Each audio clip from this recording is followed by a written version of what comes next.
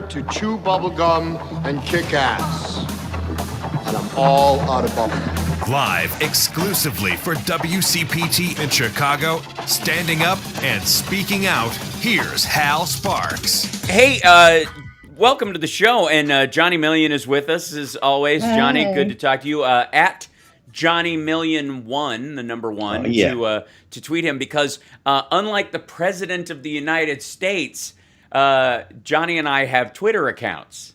Yes. I have to say, before we get into the insanity that was this week, for those of you that didn't, that we didn't walk hand in hand through this muck on my live stream. If you're just joining us for the radio show, and welcome CPT audience, bless you, congratulations. You made it through some of the worst. There's still some concerning news. We will deal with that. Chris Sampson from Tapestry Media is going to be on with us in a little bit. He works with Malcolm Nance and those guys and assesses threats. And there are a few because basically Parler is becoming like a regrouping digital camp for insurrectionists. But it's adorable. It's an adorable camp, you know what I mean? And it's nice of them, I think, the people who have left Twitter for, in a huff for Parler and Gab to round themselves up in an FBI honeypot so easily, because I can't believe that the FBI and others have not had accounts on those sites knowing full well what they are because of the meme that Johnny and I were talking about right before the show. Johnny, tell them about the meme that's going around that we were discussing. The Ron Burgundy? Yes, which... it's like, it's the old Will Ferrell Ron Burgundy. Well, that escalated quickly, and it's been modified to, that escalated slowly and surely over the last 4 years for anybody paying attention. Right. Yeah, like, how do you not see this stuff coming? How? What? No, so... We have been through quite the week, but one of the definite silver linings is that in the last 24 hours, not only has the president's personal Twitter feed been taken down and he'd been personally suspended after a 12-hour, they gave him a chance. Like they give everybody a chance. They took him off for 12 hours and said, now you sit in the digital corner wearing a funny hat. And right? And then he couldn't resist. And the first thing out is his hostage-style concession video, which he made under duress, essentially, let's be honest, to avoid the 25th Amendment. That's all that was for. Let's not kid ourselves. Everyone around him was going, they think you're insane. The only thing that's going to convince people that you're sane is if you recognize that you lost this election soundly, take it on the chin and be an adult, because everyone, including anybody that's going to last in the Republican Party, because we'll talk about Bye-Bye Holly over the course of the show as well, everybody was saying, we believe you're insane. Now, so he does it. Many people have already seen the video, so I'm not going to play any audio from it. Or it's just not necessary. It's ridiculous. He won't even say the Biden administration. He just says a new administration, which seeded everyone. Yeah, he goes, a new administration will take, which all of his followers in the QAnon world have taken to mean, it's him and Mike Flynn will be VP. That there's going to be a new administration with Trump at the top, but a whole new administration. It's not a new presidency. It's not a new president, vice president. And there's an edit in the video right before the line where he says a new administration, where they clearly had the Biden administration will take da-da-da-da, and he screamed and stomped, and they let him change that one line, and then they went back to taping it. It's a joke. But they kicked him off. He comes back after 12 hours, does his little perfunctory legalese video at the bottom. Thank you, Hal Vickery, for the super chat, and everybody joining us today on the internet as well. Can you feel the freedom and the on the internet today? Now, granted, there's going to be a lot of trolling going around because they're very angry and they're cornered and they'll freak out and yada yada. But we'll deal with that as we do. But after he gets let off Twitter suspension for 12 hours, that ended up being like 14 before he actually did anything. He, of course, immediately goes on and does one of these fomenting subterfuge coded nearly covfefe messages where if you read it the right way, he didn't really concede. He's talking about, and we're going to fight on. And Twitter said, no, okay, look, we're not stupid. We know, when you're like, you shift into whisper mode instead of screaming, the message is still the same. Goodbye. So he has been permanently banned from Twitter forever. And he's lost his Facebook account until after the inauguration. He immediately attempted to get back on Twitter through Dan Scavino's account. That was shut down. And the POTUS account, he tried to use the official POTUS account, and then they took down what he posted. They left that account is live, but they took that down. And then, of course, the jokes started where everybody was pretending he was taking over their thing. And all the Republicans, like they're in Negan's gang on The Walking Dead, started using his face that he had on his Twitter profile as their Twitter avatar, which in and of itself is amazingly embarrassing. Like that, in and of itself, thank you, Cammie. In and of itself, that is just lame. That's like Matt Getz lame. That's like Marco Rubio's haircut lame. That's like Marsha Blackburn's Tennessee accent lame. That's like Josh Hawley's book titles lame. What is his book title? I don't know, because he doesn't have a book deal anymore because he lost it on Thursday. Yeah, and he's going to try to take that to the Supreme Court, and all he lost was like a distribution deal. He can say whatever he wants. Yeah, write your own books. It's a private company. Self-publish. I don't get it. Can somebody maybe out there in MAGA world? I'm sure you guys are chomping at the bit to claim that somehow that Apple and Google as private companies, by not carrying Parler, which is a private company, and not providing them with free access and free press by being on their sites, is somehow the removal of that thank you, Billy Hutchings, much love to you, brother, thank you, is somehow a violation of their free speech rights. How many times have we heard from Republicans that that business should be left alone, government regulation is not the solution? Trump himself ran on this phony baloney idea that he was getting rid of more regulations than any president in history, which is, again, just like I lowered drug prices for the first time. Look, drug prices went down during the Trump administration because 3 major drugs went generic in the second year of his presidency. It wasn't because of his actions. He didn't sign anything. It happened. Time passed. Right, exactly. Time passed. In the same way that he's like, this is the fastest vaccine ever. Well, not really. The H1N1 vaccine happened in 6 months. And since he dragged this whole thing to pretend that it didn't start earlier. So it seems like a shorter time, since March. Right. It's, way faster. But in reality, the Chinese government posted the genome of SARS-CoV-2, the disease that causes COVID-19, in January before the lockdown started, before his 3-day delay of stopping flights from China, all that stuff. They already posted it. The entire world got to work on a vaccine in January. It took as long as it took. And it partly took that long, as short a time as it did, and this length of time, because of science. Because science has improved since polio and the Spanish flu, for crying out loud. So, time moves forward. He's going to claim that because, Space Force's satellites are more advanced than the ones we put in the air during the Cold War mid-'80s, that somehow he's responsible for that technology and not the fact that people just keep working on their stuff over the course of, it's just goofy. So anyways, before we even get down that road, I would like to say for the record that Trump has not even started a Parler account because he's too busy harumphing.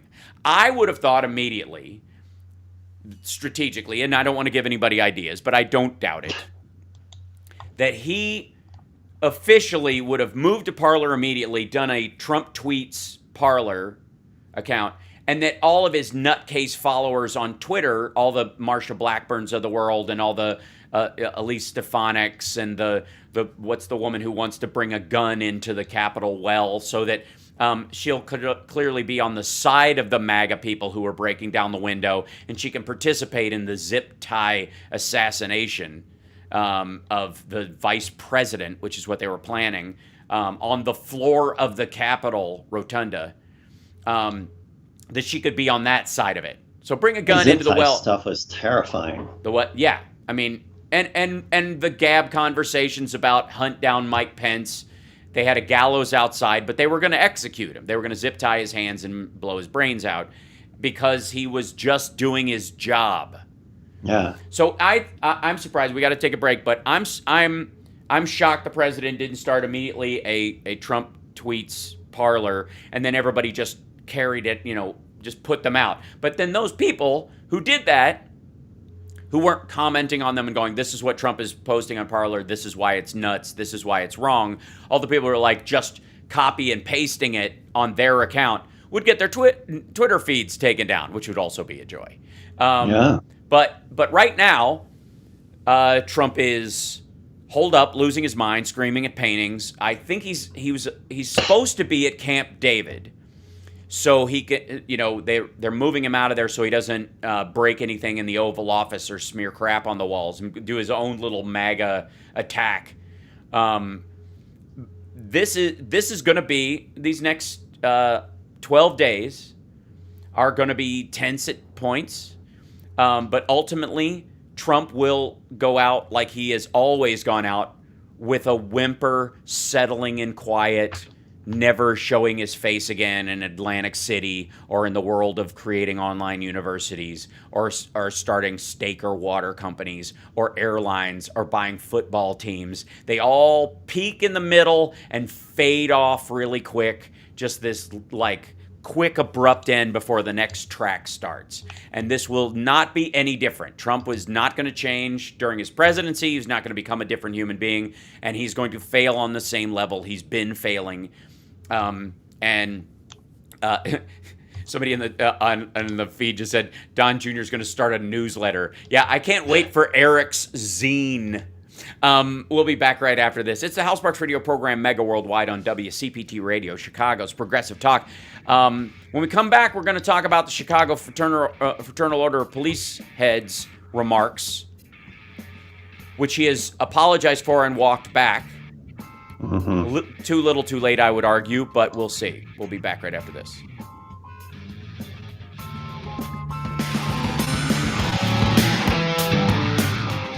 This is good times. Welcome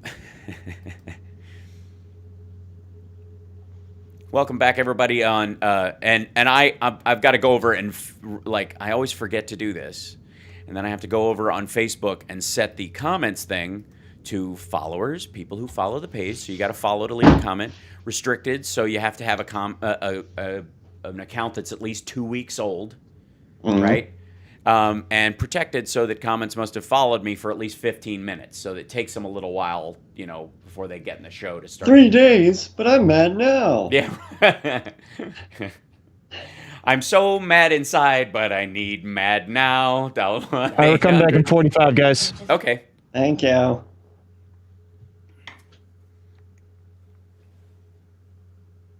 We will, and Chris Sampson's going to join us via the Twitter meeting, the meeting that we have going on. So he'll jump in with us during the break, in the middle break, I think. Cool. He'll be here, yeah, for the third segment.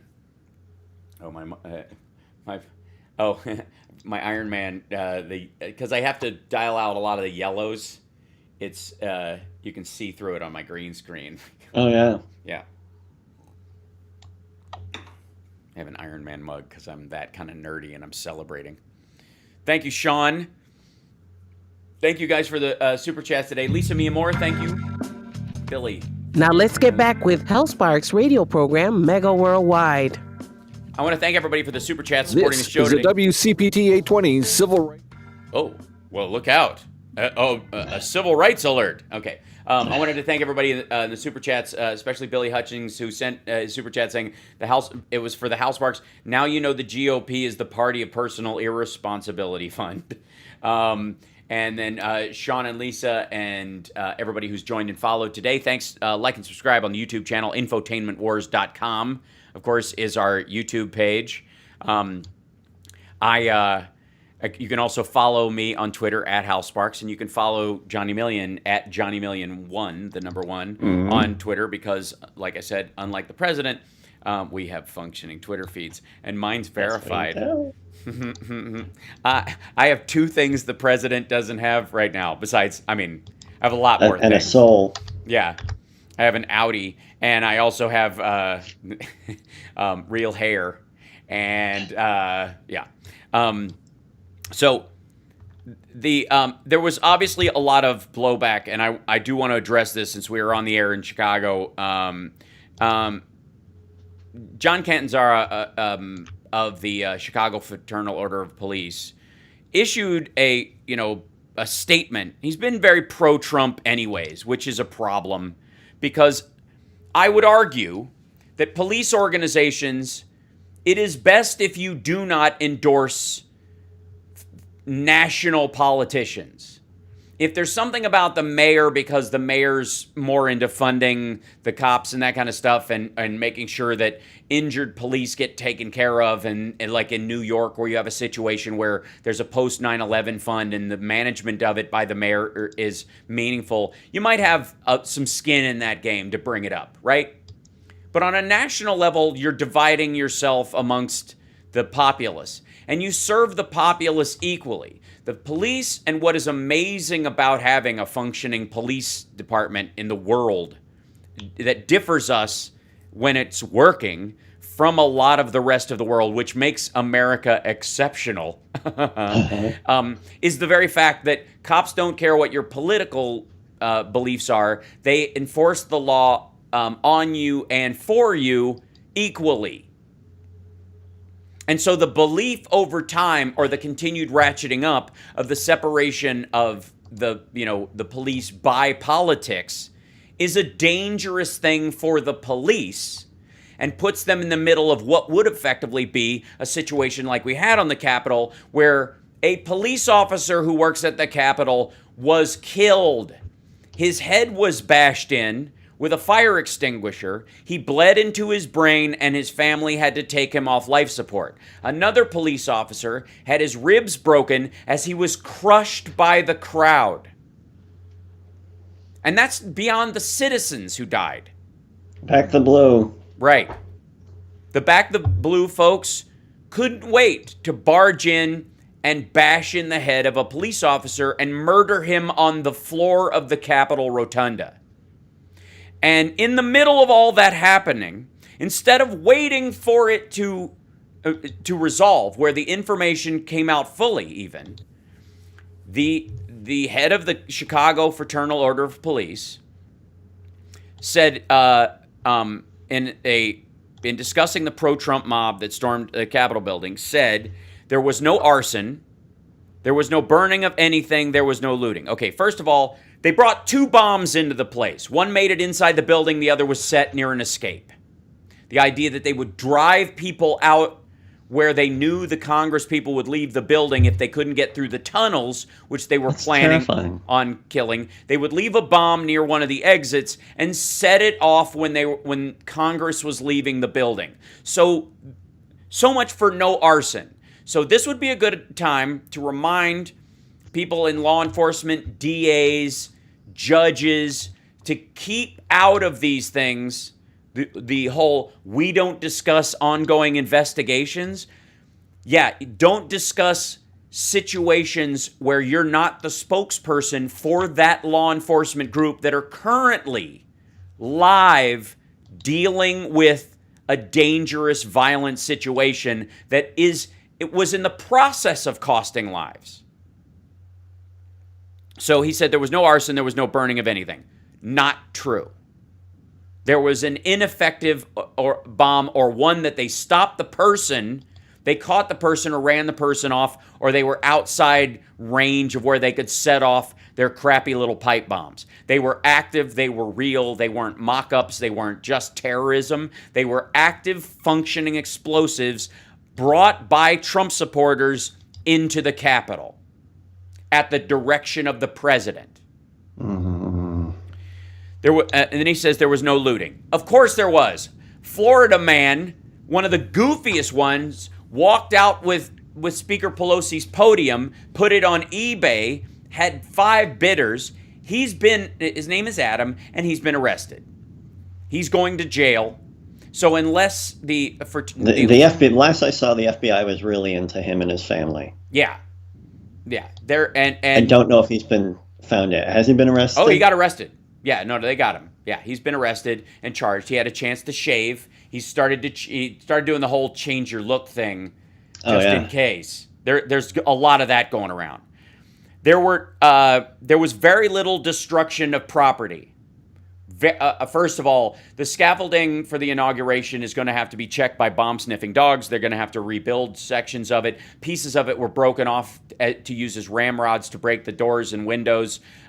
They broke into offices. They stole a computer. They took pictures they took screen caps and uploaded them to the internet of emails that were private government emails for, anybody to look at, because we all know the internet stops at the shores of the United States. It's not like every other hostile force in the world can't peek at those things and start learning the email addresses and start phishing campaigns and all that stuff. So they have to do a complete wipe. Everybody there has to get a new email address because these idiots were posting things. But no, just very little destruction. No fights. Okay, again, an officer was murdered. Another officer had his ribs crushed. A woman was shot through the neck because as she tried to climb through the window, as they breached a barricaded door, and while they were still clearing Congress people and their staff out of an area so that they wouldn't be zip tied and murdered. There was no obviously violence in this crowd. There obviously was violence in this crowd. That might be the dumbest statement in the whole thing. They pushed past security and made their way to the Senate chamber. Did they destroy anything when they were there? No. What? Yes, they did. That's not poorly worded.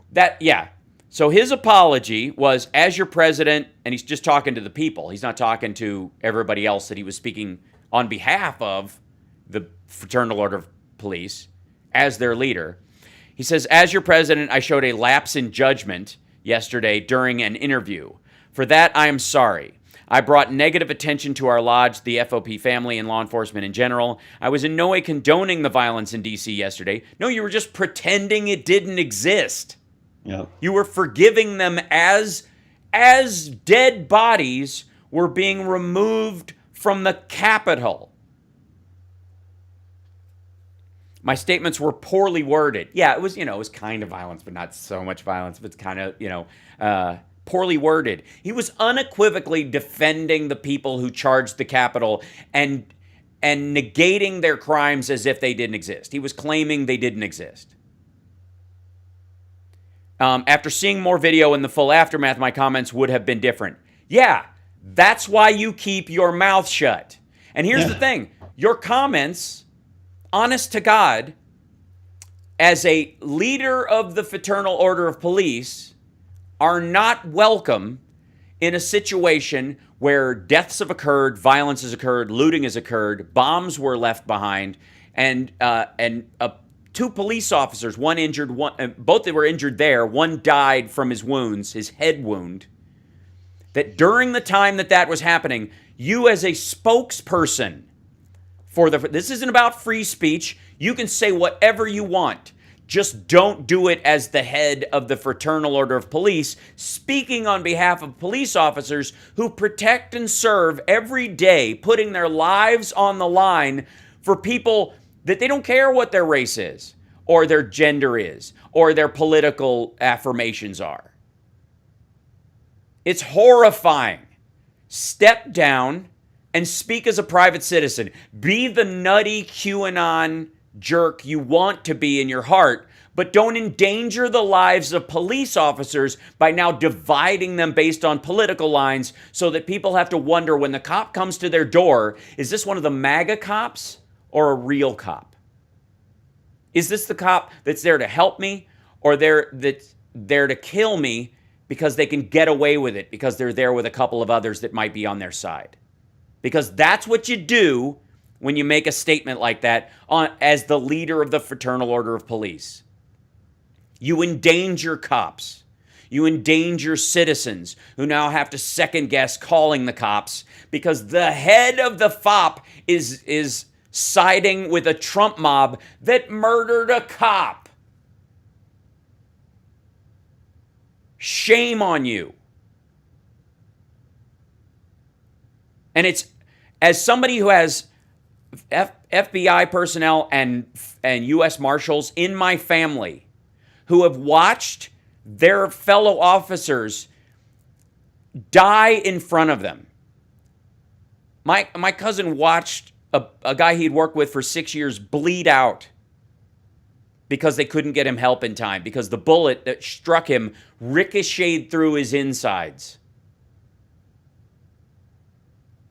And the guy, those kind of statements like the head of the FOP makes, the guy who they were charging in that door over was selling guns because he was planning to fight back against a tyrannical government.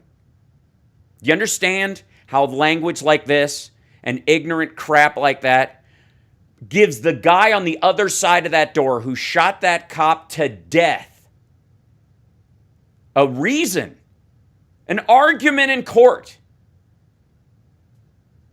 It's disgusting. Keep your mouth shut. It's an ongoing investigation. And if you can't do that, you don't deserve to be the head of the Fraternal Order of Police. You are endangering the lives of citizens and police officers. Which is, by the way, the entire goal of Trump's back the blue phony nonsense about we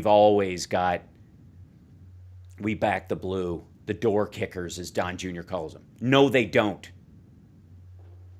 They believe they're their own personal police force. And that viewing party of the insurrection was pure madness. That was before. That was we'll talk about it when we come back. Chris Sampson's going to be with us. We got to take a break. He's going to jump on with us in the middle of this. We'll talk about that later. That video was actually of the rally, not of the insurrection. Because Trump and Don Jr. and Ivanka and all of them watched it from the White House, and he was apparently happy. He was upset that there wasn't more of a crowd, even though he lied about 250,000 people watching him. We'll be back right after this with Chris Sampson. Okay, let me make sure he knows to come on. Come on, man. Use the link and... I just got a question from one of our followers about the YouTube donations. Yes. Does YouTube take a big cut of those before they get to you? They do. I mean, like that's why like Venmo is always better, or memberships on Twitch are slightly better, but they all take a bigger cut than they should. That's another thing. But well, the person asking wanted to make sure that what they donated to you was the biggest amount. So, like, what's the best venue for you right now? Venmo, clearly, because that's just like a little fee. That's, and I need to, and Patreon is great too, because it's like 2%. They just have an administrative kind of thing, which is nice. But both you don't go like stars and YouTube, stars on Facebook, YouTube, Super Chat, and Twitch cheers and the like. They each take a piece of, but largely because they have this giant infrastructure of nobody making money. So I get that it balances out. I don't blame them for some of it, although it's a little aggravating that, the Super Chats that I get carry on their back the little sub, Ben Shapiro channels that just cost YouTube money for posting, but are part of the network.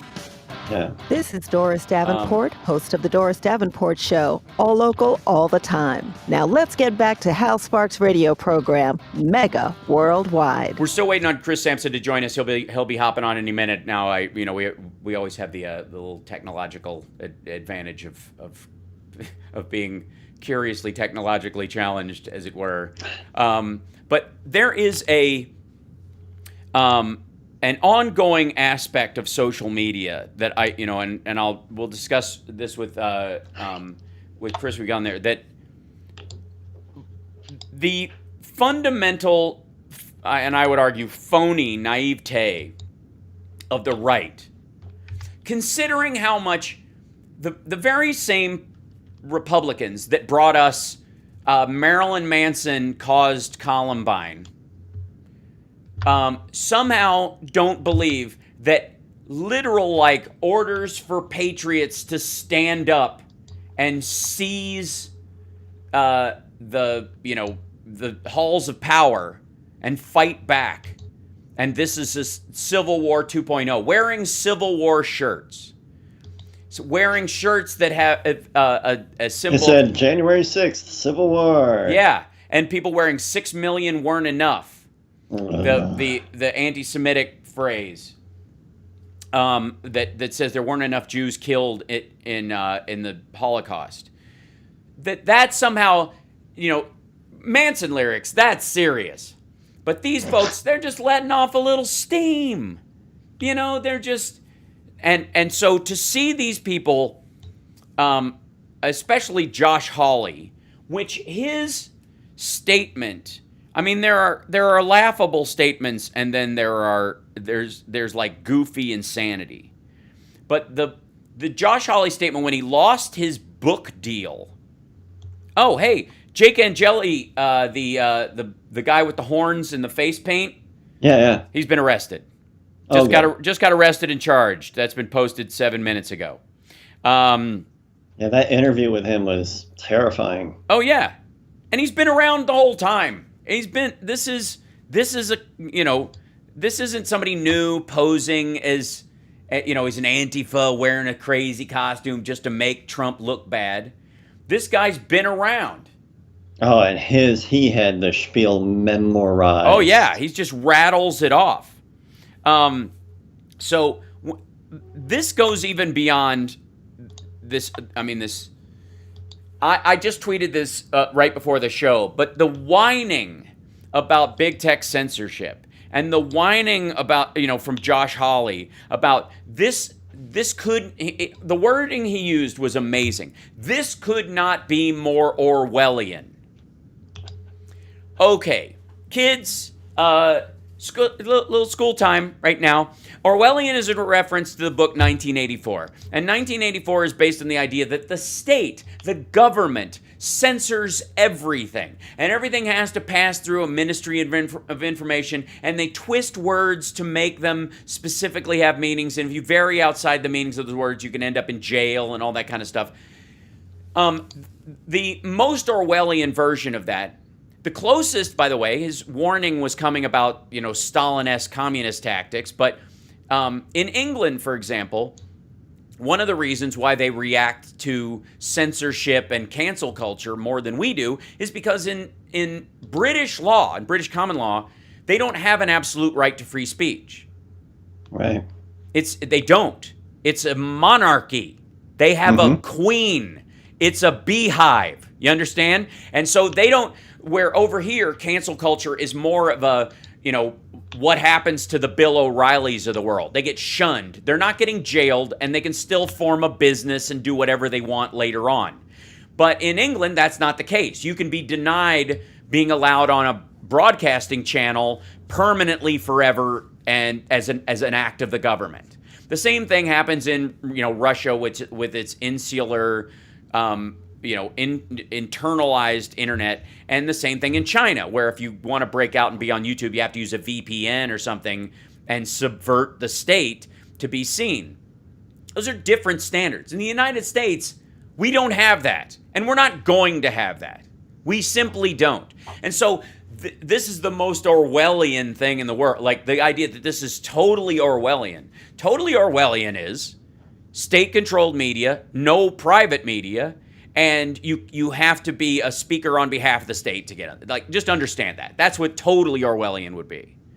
What Josh Hawley thinks totally Orwellian is, he had $1 million book deal, and it was taken away because he participated in a situation that led to the death of people in the Capitol for the first time since the War of 1812. He lost his book deal. He lost. Simon and Schuster no longer wants to carry his book, which, by the way, would be a joke, would be an absurdity, would be a ridiculous and embarrassing book for them to carry. It would go against everything that they stand for as a publisher, including free speech. Yeah. Because as a member of the government, suing them to the Supreme Court, insisting he has a right as a government official to have a book published by a private publisher, that's one of the most Orwellian things you can ever have. Like this, the amazing, just flip-flop of what Republicans used to think they stood for. And I mean, there's definitely room to understand that they were never on the up and up, that this was always a ruse, that when Stalin said, I think this came after him. The idea was you take over one of the American parties and you gut the system from within. The assumption was because the Democrats wanted things like Social Security, which sounds like socialism, which sounds like communism to certain people, that the Democrats would be the low-hanging fruit target of that group, right? That you would of course, because you've got sympathizers, right? Unfortunately, they didn't. There weren't sympathizers. There's a difference between social programs, socialism, and communism. Like, it's just... And anybody with half a brain who can pay attention knows the difference. But in the case of the Republican Party, what did they do? They took over the NRA. They were the Russian government was the primary funder of the NRA in 2016.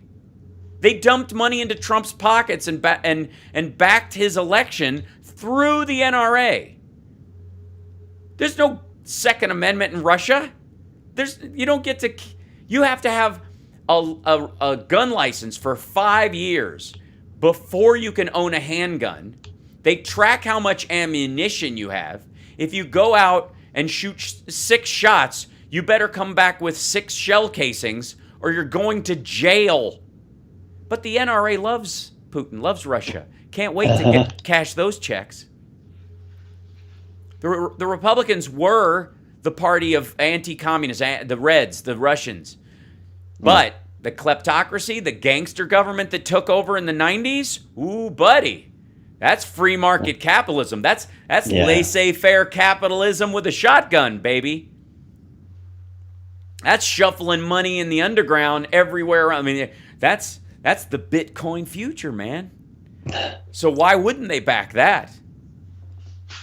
This was, and the fact that these people don't recognize that you don't bring a gun into the rotunda because someone might take it from you.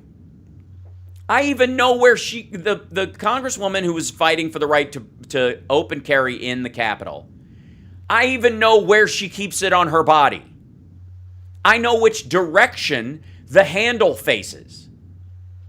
Do you understand? She has a back-facing holster for a right arm draw. I know that because she showed me that.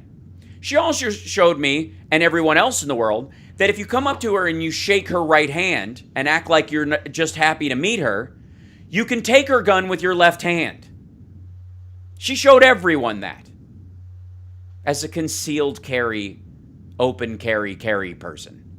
So she wants to bring a hidden gun into the Capitol, and then she wants to cheer on the fools that wanted to charge in there. And she would be in, if they got in there, what guarantee do I have as somebody who knows she backs Trump in everything that he does? That she believed in Stop the Steal.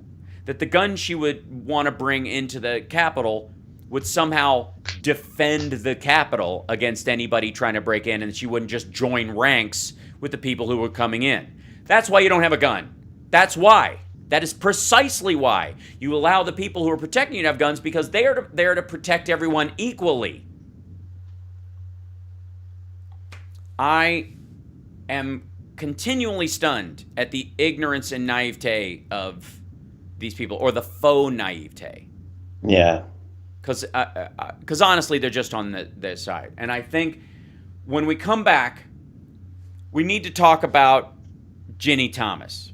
We need to talk about the wife of a Supreme Court justice who not only has been supporting Trump openly and is a believer in QAnon, is that mentally off her rocker, but paid for busloads of armed maggots to show up at the Capitol. Paid for them. That in and of itself, we got to take a break. We'll be back right after this. It's the Hal Sparks Radio program, Mega Worldwide, on WCPT Radio, Chicago's Progressive Talk.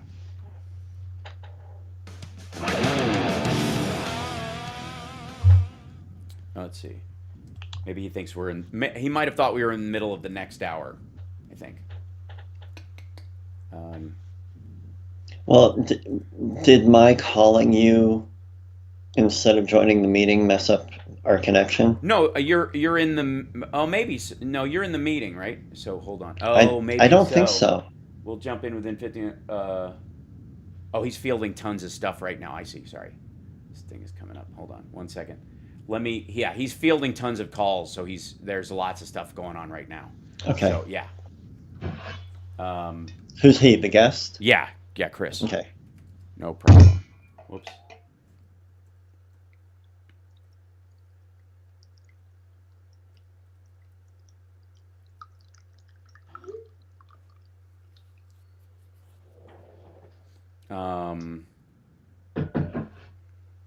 Hold on 1 second. Let me switch to this real quick so I can. We're coming back in 30. Okay, thanks. Let's see. All right. Let me do this. I'll add.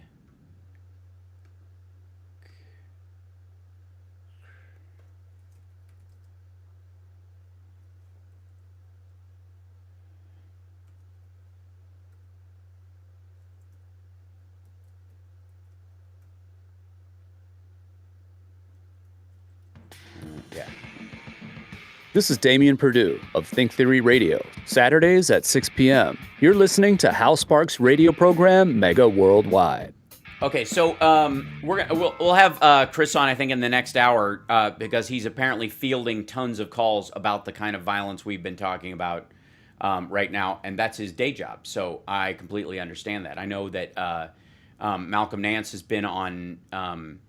Was on AM Joy, or the replacement show for AM Joy, now that Joy has her regular show, but he was on this morning. There's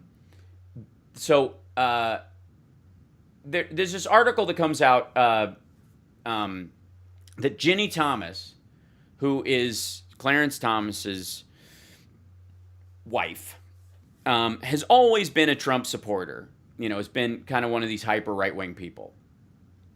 On Wednesday morning, Ginny Thomas, wife of Supreme Court Justice Clarence Thomas, endorsed the rally in Washington demanding that Congress overturn the election. She then sent her love to the demonstrators who violently overtook the Capitol several hours later. 2 days later, Thomas amended her post with the addendum, note, written before violence in U.S. Capitol. Somebody else did that for her, by the way. That's staff. By that point, 5 people involved in the insurrection, including a Capitol police officer, had died. On the morning of January 6th, Ginny Thomas, she has not posted since. Her Facebook page is now gone. She took it down because of all the conspiracy theories and QAnon stuff that she's been posting about for a good long while.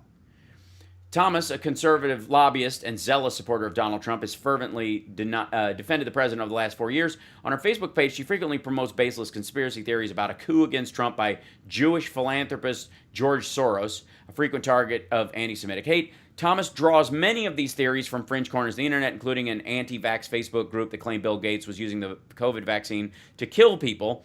In recent months, she also amplified unsubstantiated corruption claims against Joe Biden while insisting falsely that the Obama administration illegally spied on Trump's 2016 campaign, then tried to rig the election against him.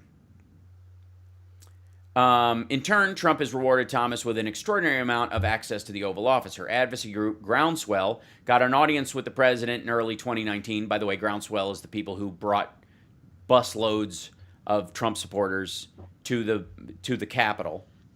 According to the New York Times, the meeting was arranged after Clarence and Ginny Thomas had dinner with the Trumps. Clarence Thomas and Trump appear to be quite friendly. The justice took his clerks to meet with the president in the Oval Office at least once. Ginny attended as well. At the White House, Groundswell members lobbied Trump against transgender service in the military, which he'd already prohibited in 2017. The ban of this was the big thing that they were very concerned about.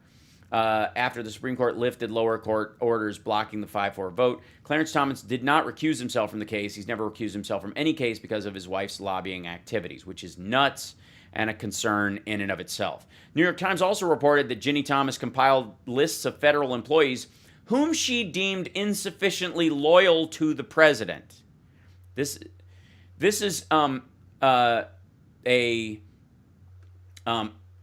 then I went back and I was like looking at stuff about Ginny Thomas. She did this was February of last year. Among those pressing Trump to weed out disloyalty, Clarence Thomas's wife. A group led by Ginny Thomas has targeted officials in the administration and lobbied for its own preferred choices. As the president's distrust in those serving him has grown, so has its sway. So they created a list of people that need to be removed in no uncertain terms, which in retrospect is really scary language. For the past 18 months, Ginny Thomas, the wife, they were like draining the swamp. This was what they meant. Yeah. The wife of Justice Clarence Thomas and other conservatives have plied the White House with memos and suggestions about which people to fire and who should replace them. President Trump has generally treated Ms. Thomas's suggestions coolly, passing them off to advisors because he doesn't do any of his own work, according to people familiar with Ms. Thomas' efforts. But since the end of the Senate impeachment trial, the president has become more distrustful of people filling the ranks of government and has been giving those recommendations a closer look. The memos from Ms. Thomas were first reported by Axios. Among Ms. Thomas' top targets have been at the National Security Council, the former head of the White House Personnel Office, Steve Doocy, gone, right? Other top White House aides. Other target was Jessie K. Liu, who recently left her job as U.S. Attorney for the District of Columbia for a job in the Treasury Department, was later withdrawn by the White House. Ms. Thomas, a politically active conservative who for nearly 7 years has led a group called Groundswell, also successfully lobbied for a role for Ken Cuccinelli, the former Attorney General of Virginia, who is now acting Deputy Secretary of Homeland Security. Another conservative, Becky Norton Dunlop, an official at the Heritage Foundation, has repeatedly passed names of possible appointments to the personnel officials. Now understand, all of Trump's judges came from a list from the Heritage Foundation. Yep. He didn't do any of that work. He didn't do any homework. He didn't know any of them. He didn't go, oh yeah, they were in First Circuit, and Third Circuit, and Ninth Circuit. They worked their way up, and we've known them for years because of good jurisprudence, or we've had them come and speak before Congress, so we know that they take these things seriously. They've begrudgingly ruled against things they politically disagree with, politically agree with because those lawsuits had bad standing or were not well crafted or didn't have decent legal reasoning. So you know him to be a good judge, because I don't need somebody to believe everything I believe legally. As a matter of fact, I think it shows more character when somebody can recognize something that goes against their political or philosophical beliefs, but is right on the merits. You're talking about Obama's cabinet. Yeah, genuinely. And a lot of those folks, that's why people bring in people they disagree with, because even though they know this person will disagree with them on certain issues on a philosophical level, they also know they will agree with the decision of their superior when it comes time. And they know that the value of their agreement is here's that word, diversity of their opinion. But the president has been all about bringing in these just nothing but sycophants this entire time. So in the course of the president wanting these nothing but purist allies, of course that leads to the kind of stuff we saw this week. Now, in the case of Trump and his fans and everybody having some sort of, hold on one second, let me get this shot back here. Donnie, I move your head around in the screen so people can see you because it's there you are. Did I move? No, you didn't. I have two different shots. One that involves because I get wiggly over here. It's true, fidgety. I do want to remind everyone that there has been, and for quite some time, as we've all watched, sort of the devolution of Facebook over time. And Twitter in a lot of ways because of Trump and his acolytes turning it into a nonstop political arm. Because the president was, without Twitter and without Section 230 protecting Twitter, there is no President Trump. The irony that he wanted Section 230 rolled back when he would have long been made Twitter or Facebook or any of the other sites liable for the things that he said, which led to deaths, which would have made them legally have to kick him off, just like you would throw out somebody yelling fire in a crowded theater. There's this weird, the idea of him not knowing these things, of his ignorance is a virtue, and that is so sad and infuriating. Well, and the icing on the cake is that it's the hashtag Diaper Don that drove him to it. That somehow he thinks by invoking, the removal of 230 and making them responsible, he puts in this kind of, Reagan-esque redo of the fairness doctrine, inverting that, but only applying it to social media so that he can sue them for libel because, I don't know, maybe allegedly, somebody like me, posted hashtag Diaper Don a bunch of times because of, so he could sue. Because he hates it. And so he could sue Noel Casler for Noel Casler saying his truth online, even though he had signed an NDA under the while he worked at The Apprentice. And that's what that came from. I mean, ultimately, the Diaper Don hashtag is related to the fact that Trump has tried to enforce lots of non-disclosure agreements. I mean, there is reason, I don't know what the legal wrangling of it would be, but there is reason enough to believe that that no one running for president can have any active NDAs. You know what I mean? It seems antithetical to government that in your business... and antithetical to transparency. That's right. That in your business dealings, if you have a bunch of, non-disclosure agreements, that goes towards, I think it's probably in the same grounds as the anonymous holds problem I have with the Senate. Being able to block something and not say you're the one blocking it. Not having to say, I blocked this bill. I blocked this from coming to the floor, right? That in and of itself. In and of itself, there is a value to, us knowing as much about our folks in government as we possibly can. Hence, at least 10 years of taxes need to be shown to relevant parties or posted, as a law. I mean, because you don't have to pass, all the public servants, all the people who work in the White House have to pass a security check, except the president. The president and the vice president don't technically have to pass those things. They don't, which is super weird. And the idea is, well, the American people must trust him. But that's under the impression that the American people have all the information that you would need to trust somebody. We obviously don't. You don't have that much information about any human being.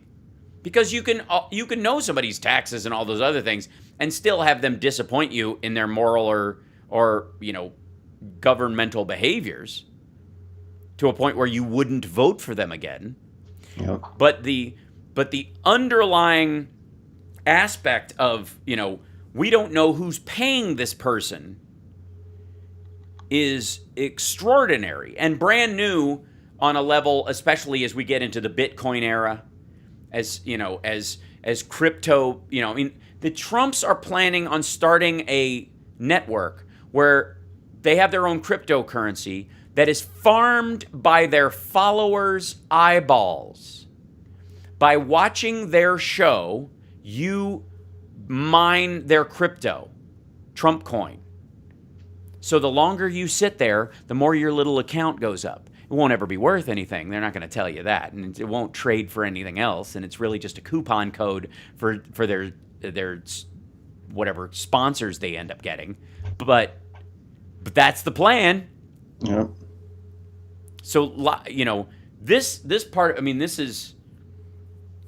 is a very dangerous situation. We got to take a break. When we come back, I think Chris will be able to join us. We're going to switch over to meeting style, Johnny. You and I will fix that during the break. We'll be back right after this. This is the Hal Sparks radio program, Mega Worldwide, on WCPT Radio, Chicago's Progressive Talk. It's a real radio show. Yeah, it's not a podcast, but it gets turned into one on the Sexy Liberal Podcast Network. Hal Sparks Radio Podcast, Mega Worldwide. You can listen to that later on. By the way, thanks, Chris LeBoy, working through COVID. And we'll see you guys right after the break.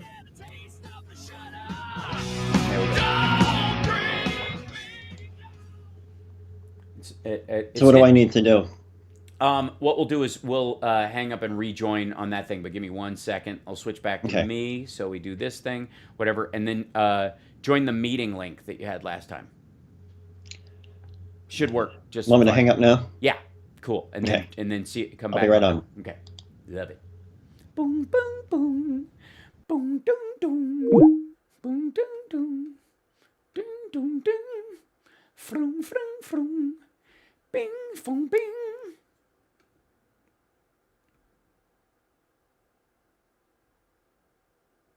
We have phone calls. I don't doubt it. I figure you're going to your interview right now, right? Yeah, I think so. We're just trying to get him on. I just want to make sure. Okay, there he is. Think.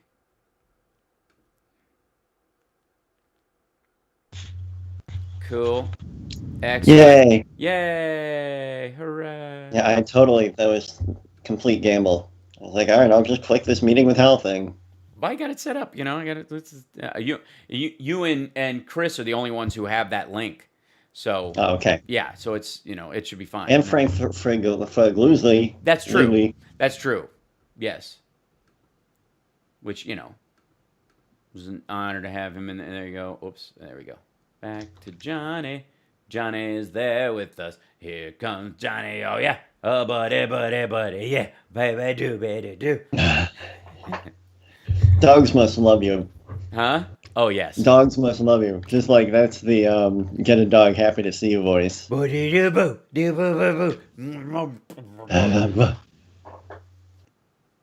I have a feeling we're going to enter in the dog phase of my life very soon. Oh, We've been all cats so far. Since I lost my dog when I was 4, I had a dog, and I haven't had a dog since. Because he was put down. A lot of responsibility. I'll do it, okay? I'll clean up after him, I promise. Just give me a dog. I love dogs, but then, I think it through and I'm like, oh, Jesus. I actually have to... It'd be easier, I'm starting 8 sentences, but I keep seeing tweets and stuff about all the poor dogs that were adopted during the quarantine. When everybody goes back to work. They're going to be like, what? Yeah. We don't get 7 walks a day? Yeah. Well, and also we have an enclosed backyard, so... Yeah, that helps. That helps a lot. It just makes a poop pile, I think. The house we moved into has an enclosed backyard. I was like, hey, we can get a dog now. And Lisa was like, oh, yeah? Oh, do we? Oh, we can we? Oh, yeah? Is she the one who said to you, you're just parroting, it's a lot of responsibility? No, I actually immediately don't mom me. I want a puppy. Right. Yeah. What I want, and I don't know if it'll ever happen, but like if I were to see it all the way through, is one of those to adopt a big, lazy, retired greyhound Oh yeah. and just like Back in give it its 45 own seconds. couch. Right. Okay. Yeah. Let's Because they're so mellow and so friendly and so happy to be pampered and to have a soft place to sleep. I just sent you a big thumbs up. Thank you. I saw that. So, and thank you, Robert Reynolds and Mark P. and Eileen. I should put this somewhere besides behind my head. I don't know that I have any. You're listening to the Hal Sparks radio program, Mega Worldwide. I've had people walk out of me before, but not when I was being so charming. Video streaming at halsparks.com. I don't care for you or for the putrid sludge you're troweling out. Pus-faced little pimpstick. True progressive talk. Might be a good time for you guys to give up. I'm so proud of the weird collection of audio drops that are in that. You know, I put that one together myself. That's a good one. Long time ago. Hi, everybody. Yes, Billy. Good to see you. Hello. And hello to everybody in the chat who are joining us today. Chris Sampson's going to be joining us soon. He is literally, there is so much live in the Twitter sphere, in the Parler sphere, in the world around this that is beyond sketchy right now because they are, of course, calling for acts of violence, and the ratcheting up and making them feel like they've been censored is partly what's driving their anger, about this. They think this is proof that, that they're being discriminated against because they don't have a free platform paid for with ads for stuff they would never buy, where they get to pour their thoughts into the heads of others randomly. It's so funny that they turn out like the most antisocial people in the world are angry about being kicked off of social media.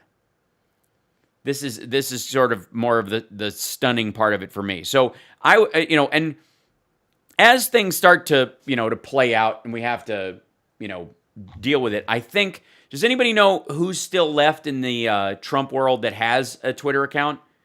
Ivanka does. Melania's Melania's own and her FLOTUS account are still up, of course.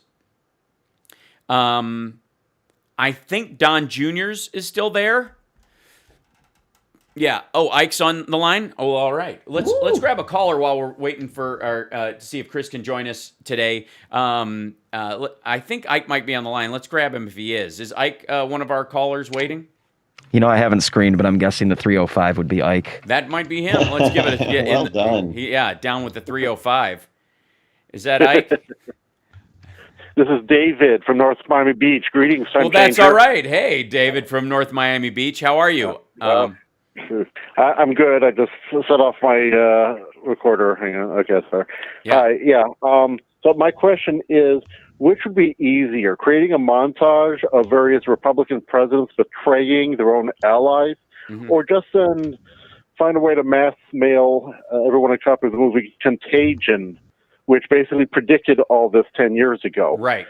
Because, back to Reagan betraying the air traffic controllers who backed him in the election, Bush Sr. betraying the Shiites in Iraq. He told to rise up against Saddam, and of course he did nothing.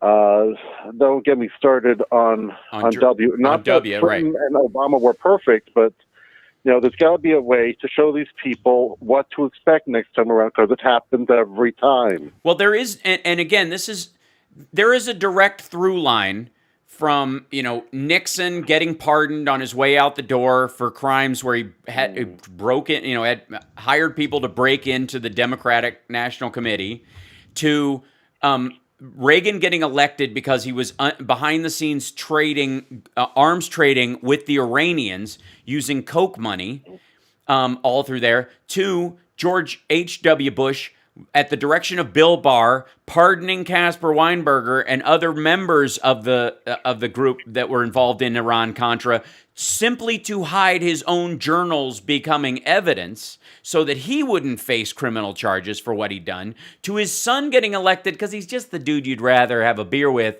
while his brother ran Florida that Al Gore actually won numerically, which we found out a year and a half later, to George Bush, ignoring the PDB, blowing off all of the warnings about Osama bin Laden. I don't really think about him that much. To, endlessly. I know this is all true, but you're talking about upper level mischief. I'm talking about poor guys, boots on the ground, betrayed. I mean, Papa Bush helped create in one fell swoop Timothy McVeigh, Terry Nichols, and Osama bin Laden. Nice going. Mm-hmm. Also, by the way, one of the concerns that we have, and Malcolm Nance had brought this up and others, that basically we're in a situation where, can you imagine if Timothy McVeigh had access to WhatsApp?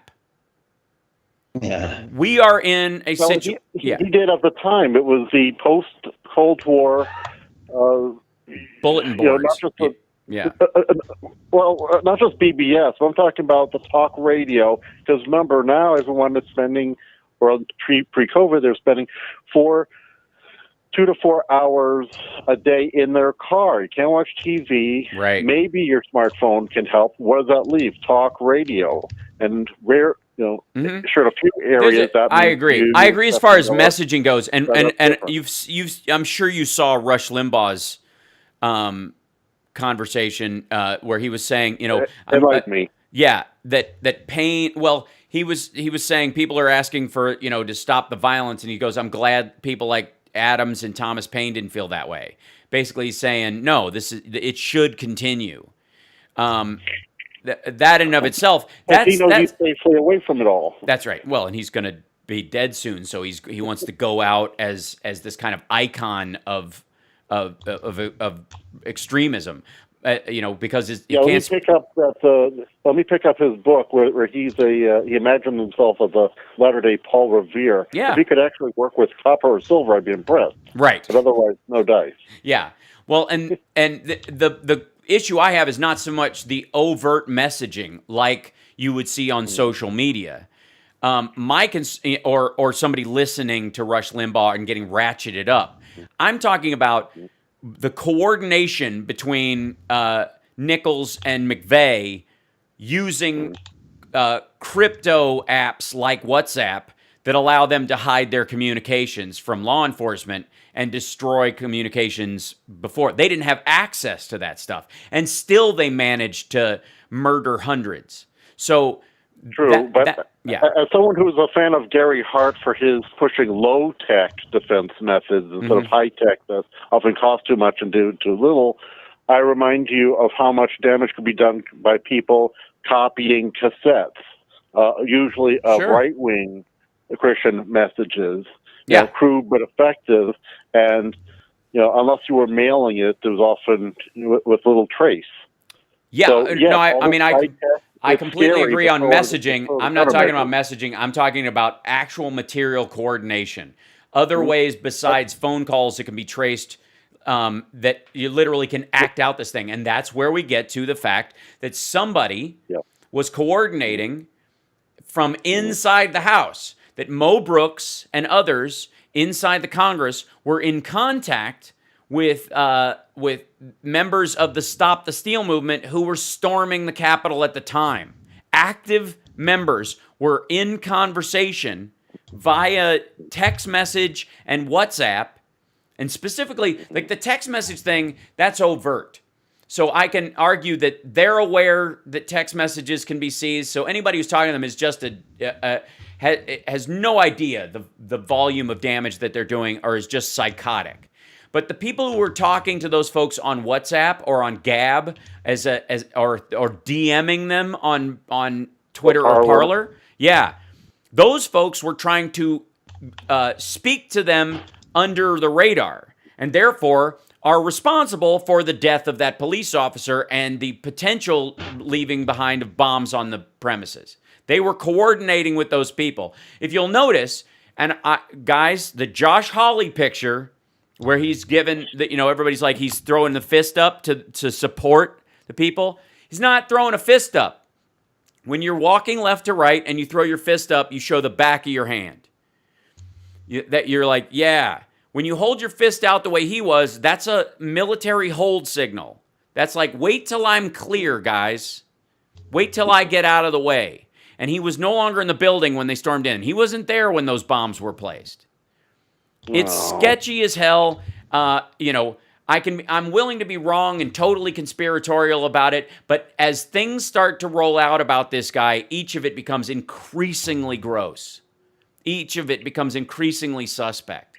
And this guy was planning on, it was so funny because and we got to take a break soon, but my girl's a big fan of the show Designated Survivor. And in the show Designated Survivor, Kiefer Sutherland is he's the agricultural secretary, and he's the designated survivor for this thing, and it's no big deal. But yeah, he's a dumb. Yeah, he gets the short straw, and he's basically the same idea as Eagle Eye, but and he's taken off campus. Well, they built this other safety room below, and this one guy who turns out to be in on the bombing manages to magically find his way to this safety room. And my girlfriend Summer was like, is it just me or does Josh Hawley look exactly like that guy? In the same way that we live in a simulation where the guy who was just arrested looks like a Simpsons character. All of these extremists, absolutely. Yeah, totally. And all of these folks need a good looking at. Sorry. If you were messaging, specifically, if you were messaging with people who were storming through the Capitol with armed members of their party who were participants in a situation where people died, and you're a congressperson, you need a full-throated ethics investigation and legal problems from here out. And anybody who was part of it needs to not be seated. There were a bunch of state senators. They need to not be sent. I appreciate the call. We'll be back right after this. It's the Hal Sparks Radio program, Mega Worldwide.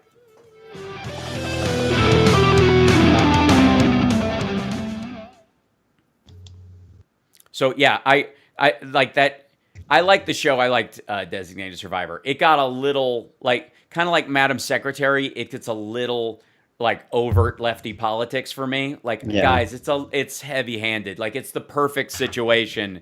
It's always like, there's this kid who needs an operation.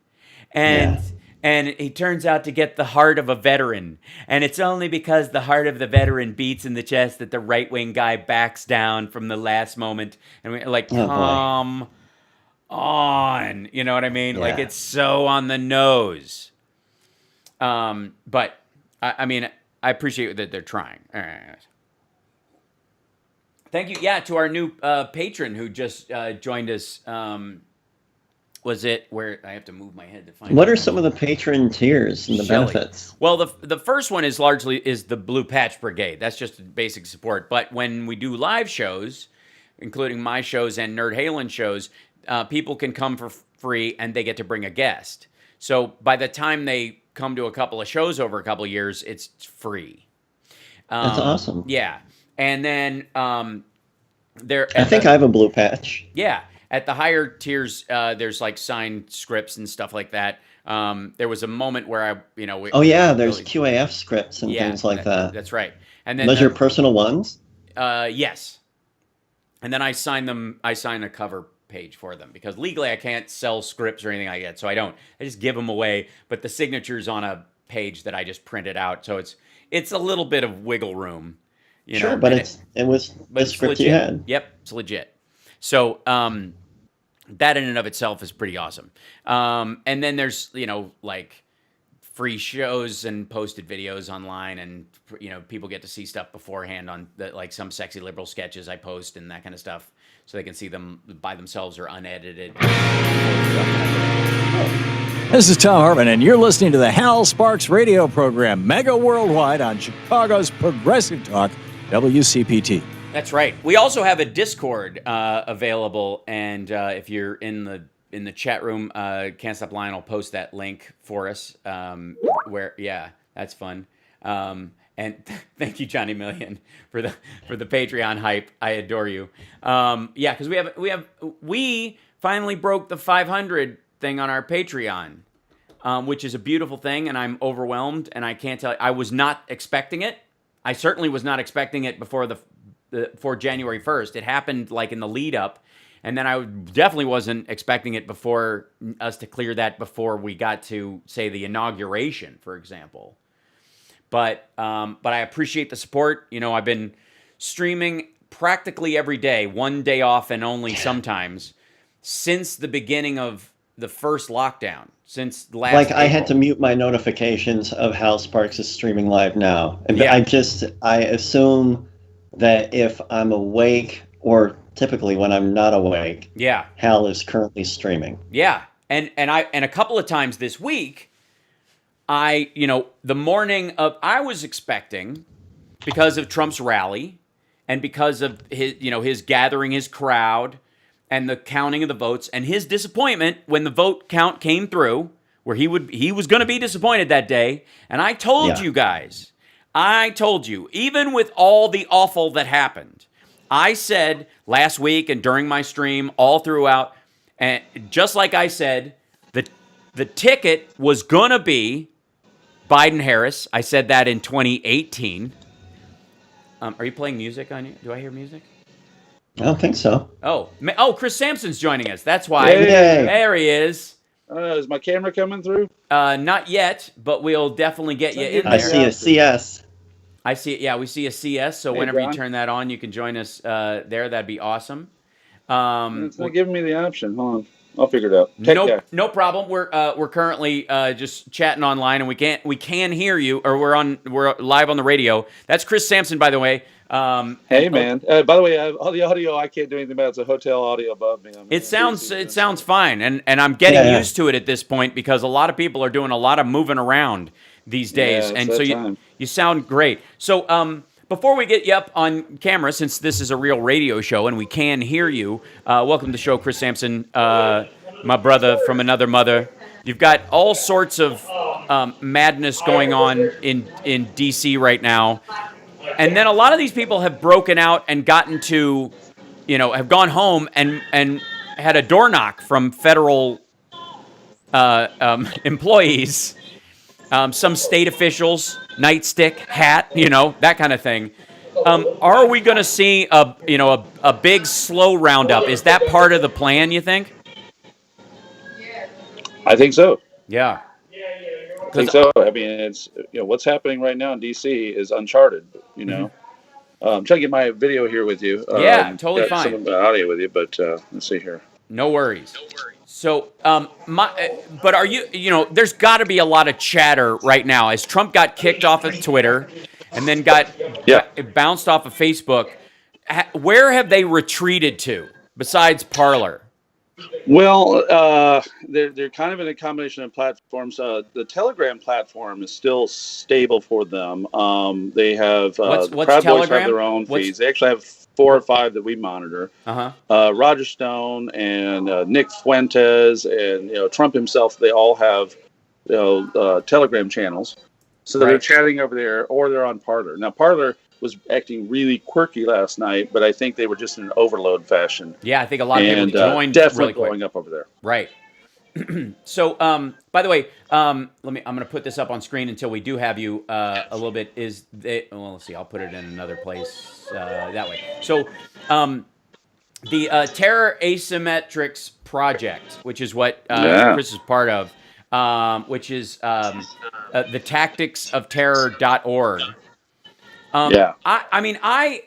First of all, this qualifies as both domestic terror by all measures. Correct. The threat of going down there, we're going to stop the steal. We're going to march down there together and stop you from counting these votes. That in and of itself, an overwhelming crowd marching on you is meant to make people very nervous in the beginning. So where it's not full-on terror until they breach the grounds, once they breach the grounds, you go, oh, this is a terrorist movement, not just a political, they're just, showing off. Right, and let's let's flash back to one of our most covered discussions in the last 10 years, the Benghazi mob attack.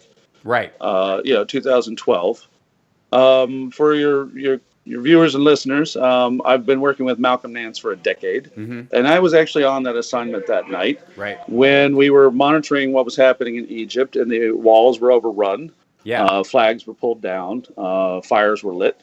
And then, of course, many people, after many hours of investigative hearings, we know that the situation in Benghazi unfolded that night. Now, at the time, my job was to monitor forums, and I was in multiple forums, not only in the Arabic forums related to Libya, Ansar al-Sharia, etc., but also the American forums when it came to Terry Jones, the Quran-burning pastor. Right. And it was a full-blown battle. Now, that was really what we call a low-grade demonstration mob overrun, or as Malcolm sometimes calls it, a demonstration attack. We took up how many hours and $7 million worth of investigation time over a small annex in another country for 4 dead Americans. Justified to at least ask all those questions. You had, General Gibson of AFRICOM. His integrity was questioned and shot down by the right wing. You had Hillary Clinton dragged over the coals. You had Mitt Romney attack Barack Obama in the middle of a debate. Right. Or as I said at the time, he literally stepped on a dead ambassador to stab the president. And then now we have the situation. My question is, what's the difference? Is it different because it's white guys? Is it different because it's on American soil? And the answer is no, it's not different. There are a lot of these people who arrived to simply do a citizen's expression of outrage. Fine. And by the way, I'm actually a strong advocate of speaking your piece. Yeah. But we know for a fact, because it's my job to monitor this. Yeah. And I'm not alone. We have been at this. I was on the air September 8th, 2020 with Frank Figluzzi on Katie Tour's show, where we were literally being asked, what about the threats? Right. And the truth is, the reason why I got in the conversation is that they found out I'd been monitoring it for months before that. Yeah. With people clearly saying, if we lose, we're going to war. Yeah. Now we're here. They lost. They don't like it. They lost by a significant amount, and they're being gaslit by their leader. Fine. Not my problem. Al-Baghdadi gaslit his leaders until he was offed. Right. So we know leaders can gaslight their followers. Yeah. Now, part of me knows that this is a little bit more complicated in the sense that true believers really believe what they're being told. And it's not my job to basically take someone like Ashley Babbitt, the woman who was shot, and unplug her brain from QAnon garbage. It's her job to do that, or the people around her. Right. And when she tried to crawl through that window and was shot by the appropriate authorities, who would have done that if that had been a Muslim man in garb, that was her choice. And now that I've seen her social media, her video posts, she was hyped up on the situation. So let's move to the guy who was announced this morning that he was arrested, Adam Johnson. Adam Johnson, as many people saw, and I just tweeted about this a while ago, Adam Johnson's seen walking out with a lectern. Well, now he goes to jail. All right. He got hyped up on the high. He thought it was fun. Ha ha, we're having giggles. Okay, now he can go sit in front of a prosecutor and explain himself. So the radicalization process is not all that different. It's just not in Arabic. It's also, are there levels of extreme in it as well? Because I think one of the problems that these folks do is that there's not an ISIS member who thinks this will just show them. You know what I mean? Whereas there's a big bunch of these people, I call them the cantaloupe in the fruit salad. They're not really there. They're just filler. You know what I mean? It's to make you think it's a more substantial thing than it is. And the problem is, a bunch of these people think, well, we're just there. This is just freedom. We're just exercising our right as people crush and storm their way into the building. That we're not the I didn't break the window. I didn't kill the cop. I didn't shove her through the window. But I was part of the crowd that made it impossible for the cops to stop those people because they weren't few in number. There were, they filled out those numbers, and those people are. There was a woman who was holding up a peace sign in front of a broken window and in front of Nancy Pelosi's office after it had been ransacked and all this stuff. And they look at it as that. I think is a distinct difference, and what makes it hard to maybe prosecute some of these folks in the same way you would an obvious terrorist act. You know what I mean? There weren't any posers. There were a lot of posers in this crowd. Sure. But they were engaged in criminal activities that resulted in people dying. That's right. So just like Kyle Rittenhouse. Look at Kyle Rittenhouse. Do you Right. think Kyle Rittenhouse woke up one morning and told himself, "I'm going on jihad against BLM"? And no, he didn't. He got caught up. Mm-hmm. There are a lot of young men who went to Syria from whatever country they were in, Tunisia, Egypt, America, and when they arrived, they got caught up. In fact, one of the things I find interesting, and I want to tie in ISIS relevance into this because that's where a lot of what I see here kind of resembles the same behavior. They get caught up in, I'm going to go defend and they insert the group that they identify with. In that case, it was the Muslim Ummah unity, right? And now this is, we're going to defend the vote. We're going to defend America. We're going to defend MAGA. We're going to defend our president. And it's the same general motif. So the low-level foot soldiers, we have this one story, I wrote about it in Hacking ISIS, the book I did with Malcolm, and it's about the work I do online where we see these kids get online and they think they're going to have a bride when they get there. And one guy from India, I'll never forget this story, gets all the way out there, and because he wasn't Arabic enough, his job was to dig latrines. And he got a little ticked once he got all the way over there, and he wanted his little straight to heaven moment, and it wasn't coming. He's digging latrines for the more superior fighters, and he got ticked so bad he went back home and turned himself into the Indian authorities and said, "Okay, sorry." And guess what he did? Did he go free? No, he went to jail. Yeah, And you don't walk from that kind of stuff. Chris, we got to take a break at this point. Can you hang on through the break and we'll talk on the other side of it? You got it, man. Thank you, man. This is the Hal Sparks radio program, Mega Worldwide on WCPT. His Can't Stop Lying just put that book up that Chris was talking about in our chat feed, so everybody can take a look at it. It's available on Amazon, the book that Chris did with Malcolm Nance. We'll be back right after this with more of Chris Sampson from Tapestry Media and the Terror Asymmetrics Project, which is what we're facing right now. We'll be back. Yeah.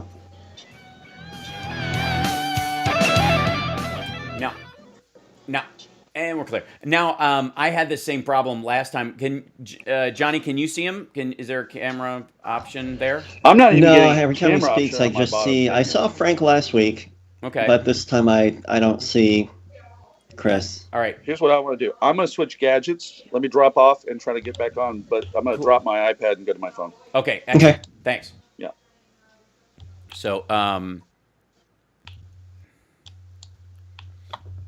I'll here you go.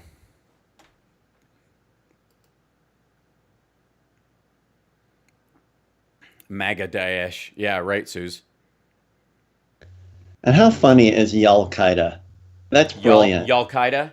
Yeah. Yeah. Mhm. I mean, that's... I mean, vanilla ISIS is pretty solid, too. Yeah, that's really good, too. It's really good. I did see somebody comment and say it's nice to think that all of these people are uneducated, but they are not.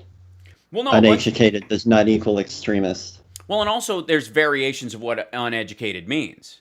This is the other side of me bringing up every so often the I've often said, whatever your dream is, if you want to do back something, at 15. Thank you. Whatever it is, if you want to play guitar, play piano, speak a foreign language, whatever you want to do, there's an idiot who's been doing it for 2 years. There's, even though you think something's difficult, somebody else has another way of, figuring out how to do it. That doesn't necessarily mean they're superior to you intellectually speaking. I'm Dick Kay from Back on the Beat, and here is the Mega Worldwide radio program with Hal Sparks. Chris Sampson jumped off so we can see if we can get him on the stream on camera as well. He's switching devices. He's out live in the world. He'll be back with us in just 1 second. He's with the Terror Asymmetrics Project, Tapestry, on strategy, tactics, and radical ideologies. He did a book with Malcolm Nance called Hacking ISIS.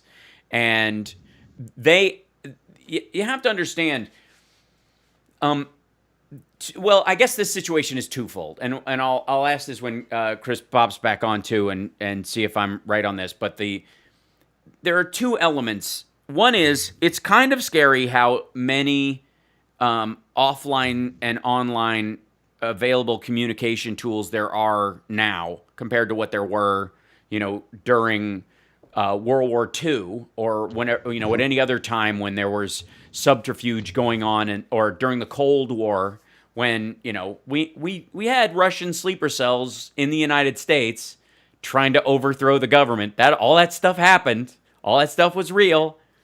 A lot of the CIA's crazy stuff that they did was in direct response to the fact that crazy stuff was happening that matched that level of concern, paranoia, and worry. There he is.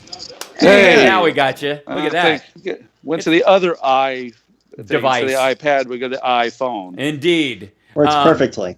Yeah, look at this nice 2020 iPad. Can't even do a camera. It's amazing. It might be the software that we're using and the trust factor that they have. Okay. Yeah. But that's okay. Great to have you with us. Good to see your face, brother. Big honor. I'm a big fan of you, man. Yeah, I think you're incredible. Oh man. Well, you and I go back and a John, bit. John, I'm a bigger fan of you. So yes, sorry. I knew that, but so you really didn't have to say We're gonna send you a free copy of John's album, his solo metal album. Excellent. On behalf of the show. If you have a printed version, I'll make an LP of it myself. I'll hand scratch it. So, Chris, on this, and I have the website up on the other side of the screen so people can see what we're talking about for you. But on the one hand, it's very scary that these guys can roll back into the 4chans of the world and the other stuff like that. On the other hand, there is no way the FBI and other groups are not just weaseled in there at every corner taking notes, right? At this point, how do you not? Well, actually, that's the thing I've learned along the way. So, a little background: I don't come from those agencies or the military. Actually, by the way, I almost joined the Navy twice. I have a Navy uncle who kept me out. Right. He read me the riot act. He goes, "This is what you're getting. This is what's going to happen. Don't go on." All right. So, So I came in this as someone who did radio and did different type of investigative work. Sure. That just slowly, step by step, got me closer and closer to this. In the 2000s, torture, for instance. Mm-hmm. So I was investigating terrorism cases related to torture, and little by little, I just got more into this. Yeah. But what I did years ago that actually ties into this was way back in the day before big internet. Little internet had clan sites and extremist sites, right. And people that I was around, activists, were always trying to keep an eye on groups in Texas which is where I'm from, on the radar, and they wanted to see what they were up to, and they would go out and they would see these 23 people clan rallies, 23, right, 24, 12, right. Back in the days when they hid their faces, back in the days when they were low key. Then they got emboldened 4 years ago with a mascot, right? Mm-hmm. And everything's changed. So let me just bring that forward again in that what surprised me as I've been doing this more in the last, so we're in 2021 now. So I started getting at this level 2011 maybe, mm-hmm.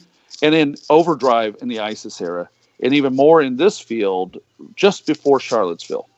Right. And what still stuns me, but I understand, is that the Fourth Amendment actually means something to the FBI mm-hmm. and the judges they go to get subpoenas to get into those forums. Mm-hmm. They cannot get on those forums unless a firm like ours says, heads up, we see the following, here's the evidence, and we hand it over to our contacts. Mm-hmm. That starts a process that can result in, for instance, the two guys you may have remembered who were supposedly going to work with Hamas. They had been sharing 3D ammo and weapons making stuff online, mm-hmm. and that's how they got on our radar, was because we actually monitor those things. Yeah. And when we feed that along, the rest is up to the feds. They do their job, and they're really, really good at it. Mm-hmm. But that firewall between being able to get in a forum and the observation you're talking about for Americans is very, very strong. Yeah. And that's good. For instance, you had Frank Figluzzi on a week ago. Yes.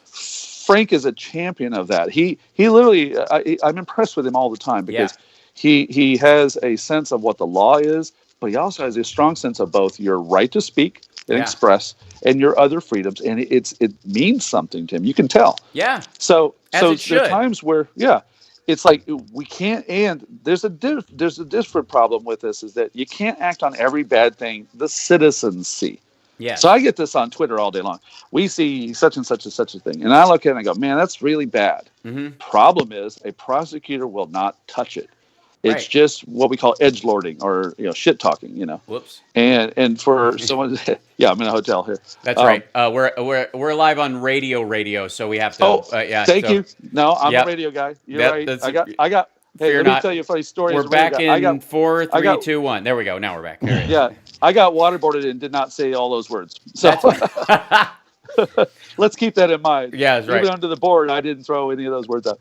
But basically, there's a whole line at which you can get the feds to act on something, and then a line where you just can't really act upon it. You would have to be rounding up so many people, and it would be all thrown out of court.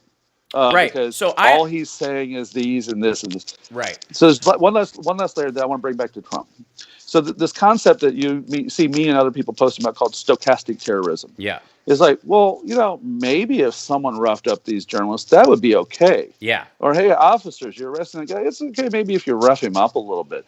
Is he saying, go rough him up? Well, you and I would agree he was, but it's nuanced little language to get what he wants. And that's what I read the transcript on Wednesday. And I saw it loaded with, we're going to go down to the Capitol. Yep. We're going to tell them this. And in that crowd, and this is just something you said a while ago, you had guys like this little con artist, Ali Alexander. Right. And you had Roger Stone. And you had these guys who have been for months working with Mo Davis. I mean, not Mo Davis. Brooks. That's a friend of mine. Mo Brooks. Yeah. And what's the other guy's name that was in that? I know his name, but he had these guys, these three. Gosar, Paul Gosar. Yeah, Paul Gosar and Andy Biggs.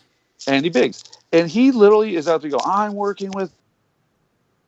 Whoops, we froze for a second. Oh, that's come on, Hotel Internet. Come on, Hotel Internet. 3, 2. There he is. Oh, there you go. We lost you for 1 second. You froze, but now he was up on that stand saying, "I've been working with Mo Brooks, Ali Alexander, who led the stop." For those of you who don't know, Ali Alexander has been one of the people, the organizers behind the Stop the Steal movement. Right. And I would argue that saying we're going to march down there and stop the steal isn't in of its own way a form of stochastic terrorism, because how are you about to do that? Right. Exactly. Yeah. And the thing that he got on my radar 2 years ago. I was down in Broward County, and I was there to watch the next Brooks Brothers riot, because as you remember, there was a showdown over the vote with DeSantis and Gillum and Scott getting into the Senate. And I didn't know who some of these people were. I knew who Laurel Loomer was. I knew who the Proud Boys were. In fact, I had one Proud Boy get in his face, and I think I stunned him when I told him his name. I was like, "Yeah, you're." He goes, "I know you. Are you Antifa?" He's like, "Are you Antifa?" I go, "No, but you're Keith Burwell," and that's Jonathan Pearson. And I started naming off his friends, and he just kind of stopped. And so I looked over on that first Saturday, and I see Laurel Loomer. What's the other guy's name? That's a minion of Stone. His name is Jacob. Not Jacob Wall, but no, it's the other guy. Jacob Engel. No, Jacob Engel. Okay. And these guys were out there. Michael the Black Man, aka Michael Simonetti, was out there. And there's this other guy that kind of just looked interesting. I hadn't seen him before, and it was Ali Alexander. And I actually was about 4 feet maximum away between him and Laura Loomer, talking about going down to the airport to pull off a little hoax and scam to make the libs look bad, where they were going to bring up some boxes and suggest that they were being infused votes. And then all of a sudden, a Ryder truck pulls up, and it's Matt Gaetz and his Miami contact, Juan Foil, a little scrum of a guy. And they unload this pallet of blank printer paper and said, this could have been ballots injected in the system. Right. So they've been playing this game for a while, but I literally watched them plot to go over and do this little camera thing for their audience. And then I see the video, and I'm like, they really did this. Yeah. And their audience bought it. Right. Even though I literally sit there 4 feet away from them plotting this stupid stunt. Well, the amazing thing with me was, and that's what this is. We've dealt with, I've talked about this a bunch, how every time they bring up Dominion machines, it's a way of not bringing up the ES&S machines. And that, all the stuff that went down in Kentucky, Ohio, Florida, and Texas, where, Trump insisted on putting money because he was going to lose Texas, and he didn't want to lose Texas because that's too embarrassing. Right. He'd rather lose Georgia, was effectively what they were doing. And that in dealing with this ES&S thing is that the reason we know that dead people voted is because dead people voted for Trump. They were caught. Right. These people are going to jail, which is how the system is supposed to work. But literally, they're using their own actions trying to commit voter fraud that failed as evidence that voter fraud exists, and therefore also the Dems must have done a lot of it. If we did little and we got caught, it's not because we're the only ones doing it. It's because they have something against us. They're doing it on the other side, which is the ridiculous part. When Rudy Giuliani talks about, how much money and the algorithm and all this story, I'm like, he's repeating the sales pitch from whoever told him that if you give us $2 million, we can fix the vote for you. It sounds like he's reading off the brochure he got to help Trump. And it's ridiculous. By the way, I'm tweeting out right now, Tapestry Media. This is Chris Sampson from Tapestry Media on Twitter, and of course Tapestry. The terror. I got to read the actual name of the tacticsofterror.org is the website if you want to check it out. And I'm retweeting that right now. So because unlike the president, can do that. Screenshot. Huh? Yeah, I just sent you a DM of one of my posts from. What is this? June 28, 2019, where I basically pulled a little bit of Ali Akbar. His name is Ali Abdul Razak Akbar of Dallas, Texas. And what I wrote back then was, this con artist is the intent on disrupting the party he's opposing. And now, mind you, this is June 2019. I was already on to him 6 or 8 months before. He's a convicted felon who spent a lot of his time removing the traces of his crimes and his deeds. And as part of a cadre of liars engaged in dirty tricks, where is the money coming from? Now, the reason why I put it is because he's constantly talking about the amount of money that needs to come to him to sustain his project. And you and others have been honing in on what he's about. He's in all these different locations doing something. And I don't know about you. I can't do that out of nowhere. I mean, like if I'm going to go somewhere, someone's going to have to help me get there, right? Right. Yeah, we got to pay our bills. And we don't have some sort. And by the way, well, go ahead. Continue real quick. No, but that's the point, is that we have bills to pay. And yet some of these folks are everywhere and have no time to be earning income. So there's racket money behind them. And we know Roger Stone was pushing some of this. We have some people asking me all the time, where's Steve Bannon? Why are we not hearing from Steve Bannon? His war room was taken off of YouTube a couple days ago as well. They've been promising this battle now for months. Right. And when this finally went down, they all run, and they all want to say, "Oh no, I'm for for peace. I'm not for violence." Battle. I was saying when I said fight and battle and take up arms and stand up and stop them and traitor and treason and firing squad. I was speaking sort of metaphor. I was kind of when I say cage match, I meant when I say firing squad, I mean these people from the squad should be fired from their jobs in Congress. That's that business. Oh God. And they have been. I'm going to say I don't really get freaked out by my work anymore. I've learned over time. I'm not saying I don't have days where it doesn't kind of get me, but I'm usually scratching my head most of the time, and it's because I see stuff all the time that I'm like, oh, you're playing to your audience, whoever you are. And you're out, I observe extreme Nazis. I mean, extreme. Yes. The majority of this crowd is not really that, but they were there. They were in the middle of that group. There's one group we call the National Socialist Club, the NSC group. They were posting stickers, or little screenshots of them being out there with their holding up their stickers in front of the Congress. Like we're here too. Yeah. And the main guy that was arrested in Pelosi's office, he's a white nationalist. He made it. He was all over his Facebook page saying, Black nation and Latin nation, they can do it. And I didn't understand why he was using such weird language, but why not white nation? And it's like, well, what box are we putting you in? You're a white nationalist, right? Let me poke fun at one guy. Okay, we have to take a break. Can we wait for the next break? Of course, that'd be awesome. Thanks. Let's take a break real quick. This will be a short one, and we'll be back right after this. This is the Hal Sparks Radio program, Mega Worldwide on WCPT Radio, Chicago's Progressive Talk. WCPT820.com is the website. Program it in case they attack the airwaves or something. I don't know, whatever panic you're supposed to use. We'll be back right after this.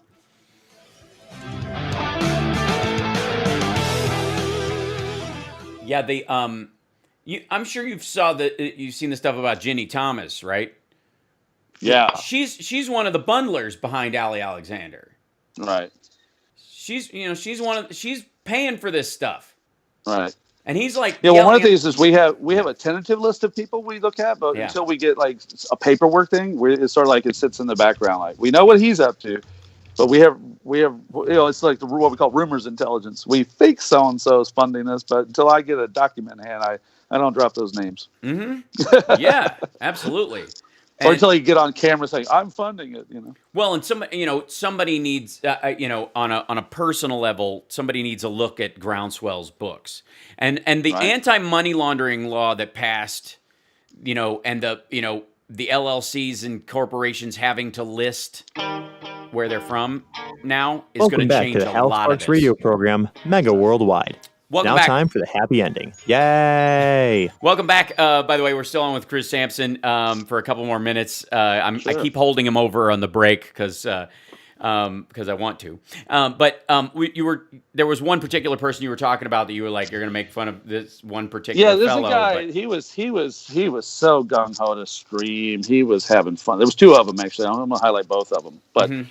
The main guy that comes to mind is Tim Gwinnett, otherwise known as Baked Alaska. Now, he's a guy who loves... He was inside the Capitol, right? Yeah. Absolutely. And he's filming. Now, let me flash back about 3 years when a friend of mine sends me a link. He goes, did you see this ambush of Malcolm Nance? I go, no. And, of course, it's Malcolm, so that's my buddy, and I'm looking at everything.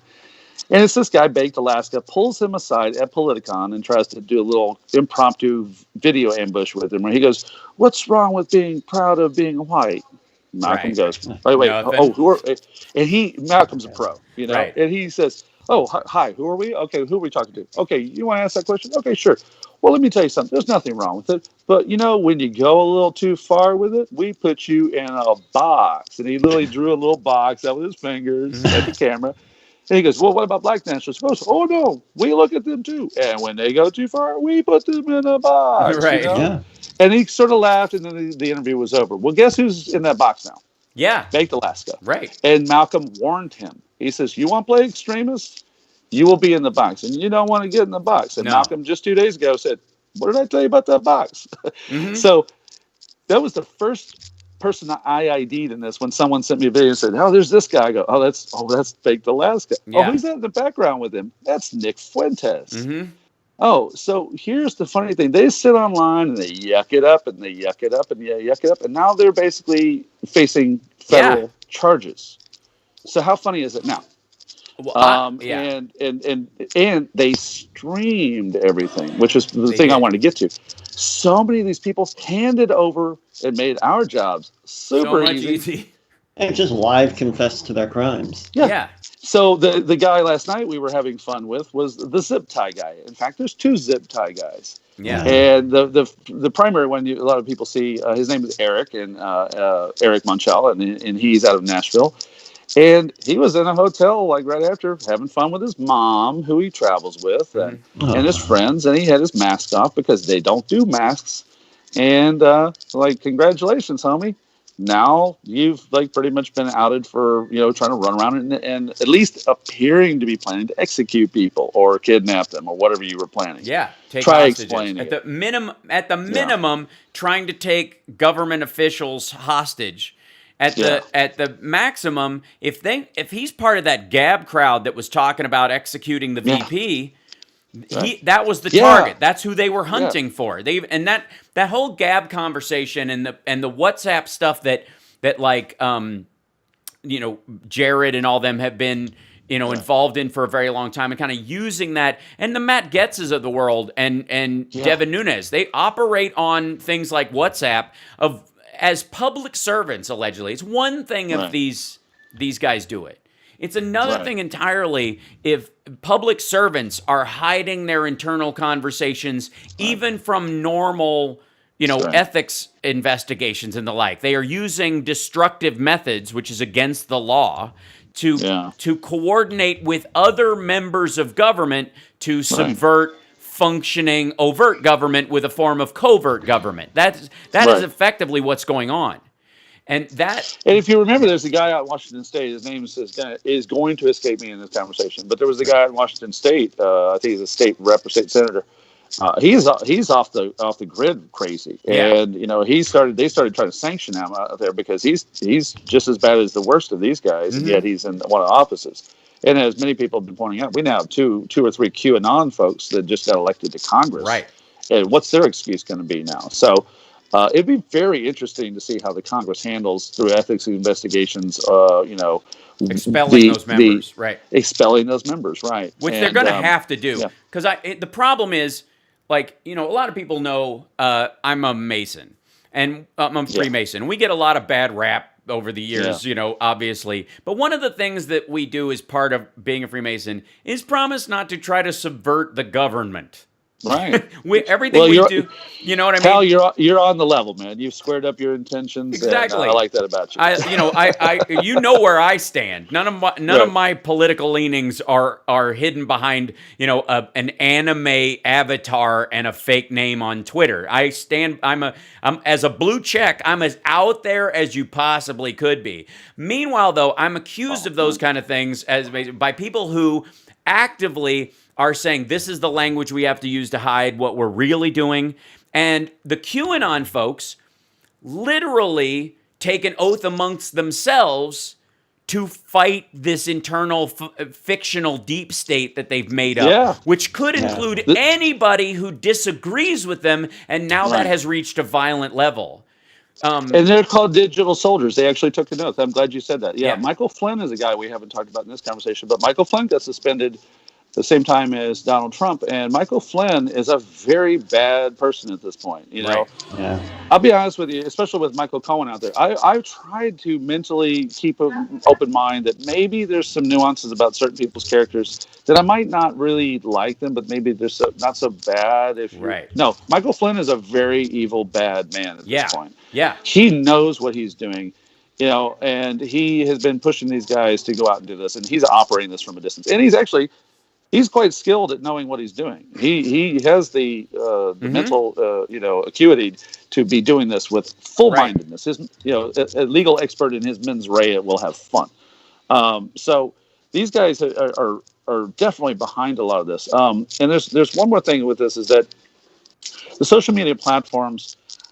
I've said this for years. They have a different responsibility to their bottom line than they signed up for this. They did not sign up to get in the middle of extremist battles and be censoring the political sphere. Their business model was not that. But they took decisive action this week to say on multiple levels, we're not playing this game anymore. It's not fun anymore. Jack took way too long to suspend Donald Trump. Yeah. Flat out. Agreed. I mean, and especially you do this with sadness and sobriety. When you kick him off in this circumstance, you don't get to pat yourself on the back because 6 people are now dead. It's like the cabinet resignations. Oh my God, those people!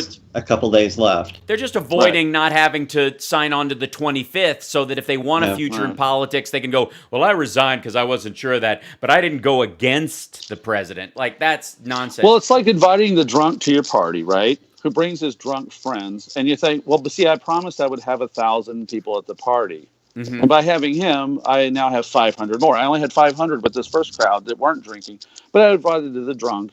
And and you make everyone put up with the drunk, so you get his 500 friends, so you meet your 1,000 quota because that's what you promised. Right. And then all of a sudden he burns the house down. And you go, okay, now can you leave? Yeah. I mean, that's the way I see it. Like they did it because they wanted all of those followers because they are you and I on Twitter are the commodity. We're not the end consumer. We're barely the end consumer. Yeah. The customer for them are the movie companies or the whatever it is they're selling, and the ad revenue, and we're the target we're the product being sold to those companies, right? So they don't want to reduce that extreme right-wing audience because that is part of the ticking number they need to say we have X amount of millions of followers. Right. But there was a they were talking about that, how like the reason why they hadn't kicked him off is because their active use, they dropped 1.3% in their stock dropped because of the number of people kicked off or leaving because Trump went with them or what have you. Right. Well, Imagine having a store and trying to get investors in your store by showing them that half of your customers are robots that just browse. Right. You know what I mean? Like, look how packed my store is. You should invest in my store. When in reality, there's literally a robot just moving a blouse back and forth like a Herbie Hancock video. Right. And going, look at my customer base. Like the social media, there are enough people in the world who are actual human beings that can be drawn into a social media environment to actually work. You don't have to allow for those inflated numbers. And I'm glad. Like I know people who are. I know of accounts we're watching that are. We don't know why they have 100-something thousand followers. Because they don't. We will find that they actually purchased a big bunch of those to draw in the next crowd. So the real audience is probably legitimately 15% to 20% of the actual people interacting with them, and you can tell that by one factor.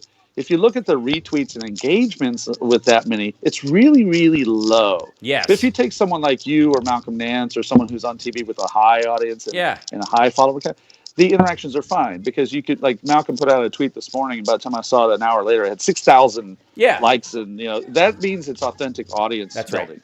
Right. At best, he has about 15%, fake audience, and that's expected. Yeah, because people send them to, bot and follow and retweet, and there's machines now set up for all that stuff. We're out of time, and John, I appreciate you and Hal, I love you guys. Yeah, thanks, man. Thanks for being on with us. It's Chris Sampson. The book is Hacking ISIS.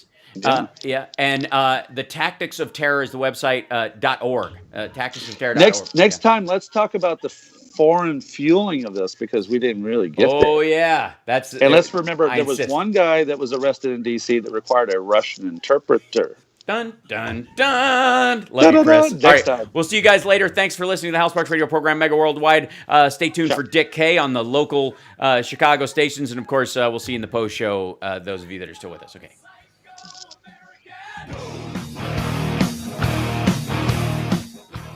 There we go.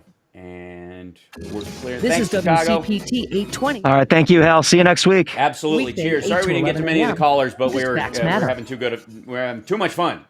No worries. That was a great conversation. I'm sorry, Charlie Murphy. I was having too much fun. Okay, bye.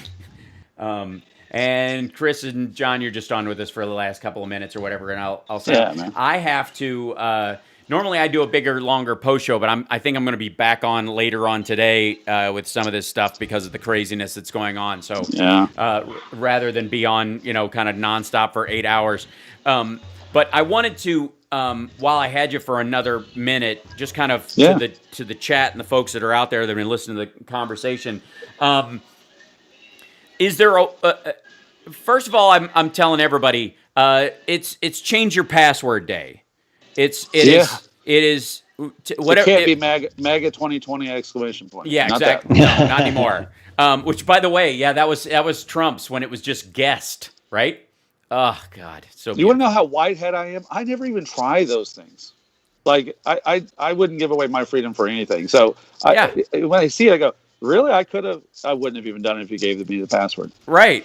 Well, that's the crazy part is that we're talking about. Like the Trumps of the world, like he thinks he's so protected in the situation he's in that he can have a password that dumb, simply because he's in a special environment. I imagine living with that level.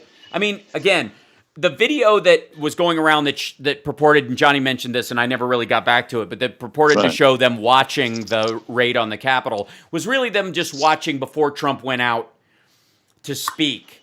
Rudy had spoken. They were watching part of the crowd.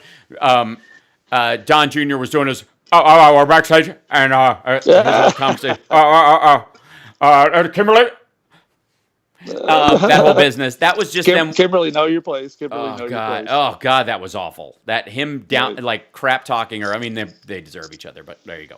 Anyways, exactly. But the president, they retreated to the White House and watched it on television and gleefully was like, "Look at all these people I have wound up and set loose."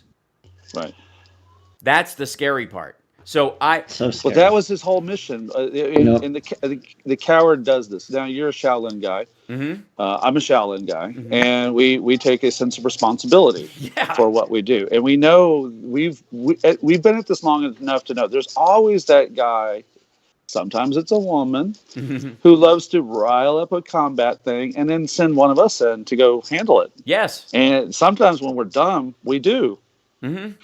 When it's the military, they're required to do it. When it's law enforcement, they're required to do it. And I think about this endlessly. I used to feel this way about Dick Cheney and others that talked tough and they never served. Right. And they wanted to go launch battles, but they didn't want to sign up and they didn't want to send their kids.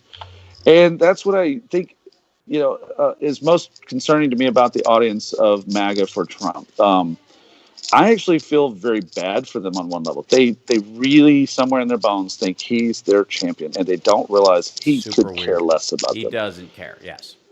And I wrote that yesterday. I said, "Dear MAGA, he doesn't care about you. Yeah, this is the militia. You're cannon fodder, right? Yeah. And I was even saying, like, he's been winding this up, and they're calling themselves the MAGA militia. They mean it. Right. These people mean it. They feel like they have. You've got a lot of these people, especially the QAnon followers, who are living purposeless lives, know that they are on a base level not interesting, no fun to be around. Their friends and their family think they're nutcases. They're increasingly uncomfortable around other people. They have antisocial personality disorder, some of them, but other ones are just assholes.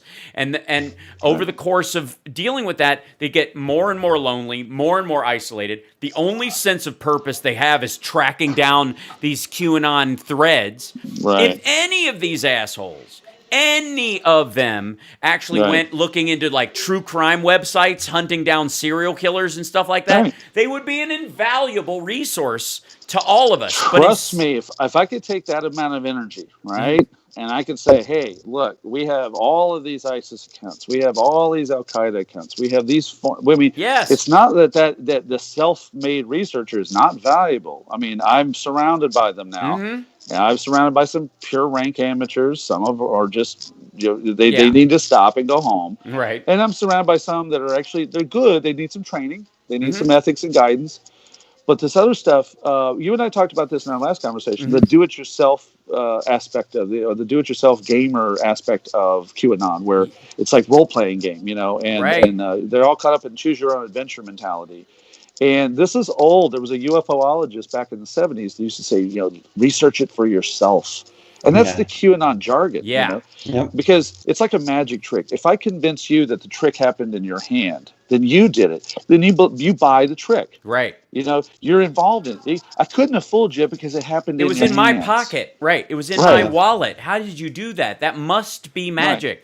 Right. But it's also like, honest to God, it's like, the only thing dumber than ventriloquism on the radio is magic on television. And effectively, that's what QAnon is. QAnon is mystery of the gaps.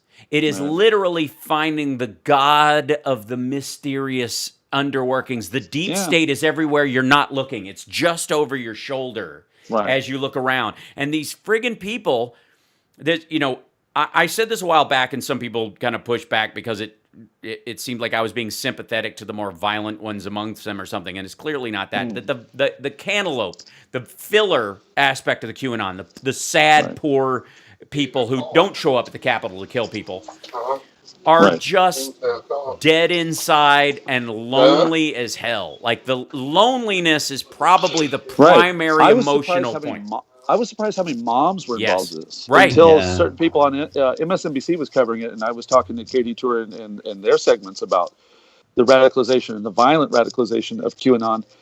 And it was escaping me because, we try to think of all the, susceptible audiences we deal with. And I'm used to dealing with anywhere from 15 to 22-year-old men trying to blow things up. Yeah, right. Yeah. That's my area of specialty, if you will.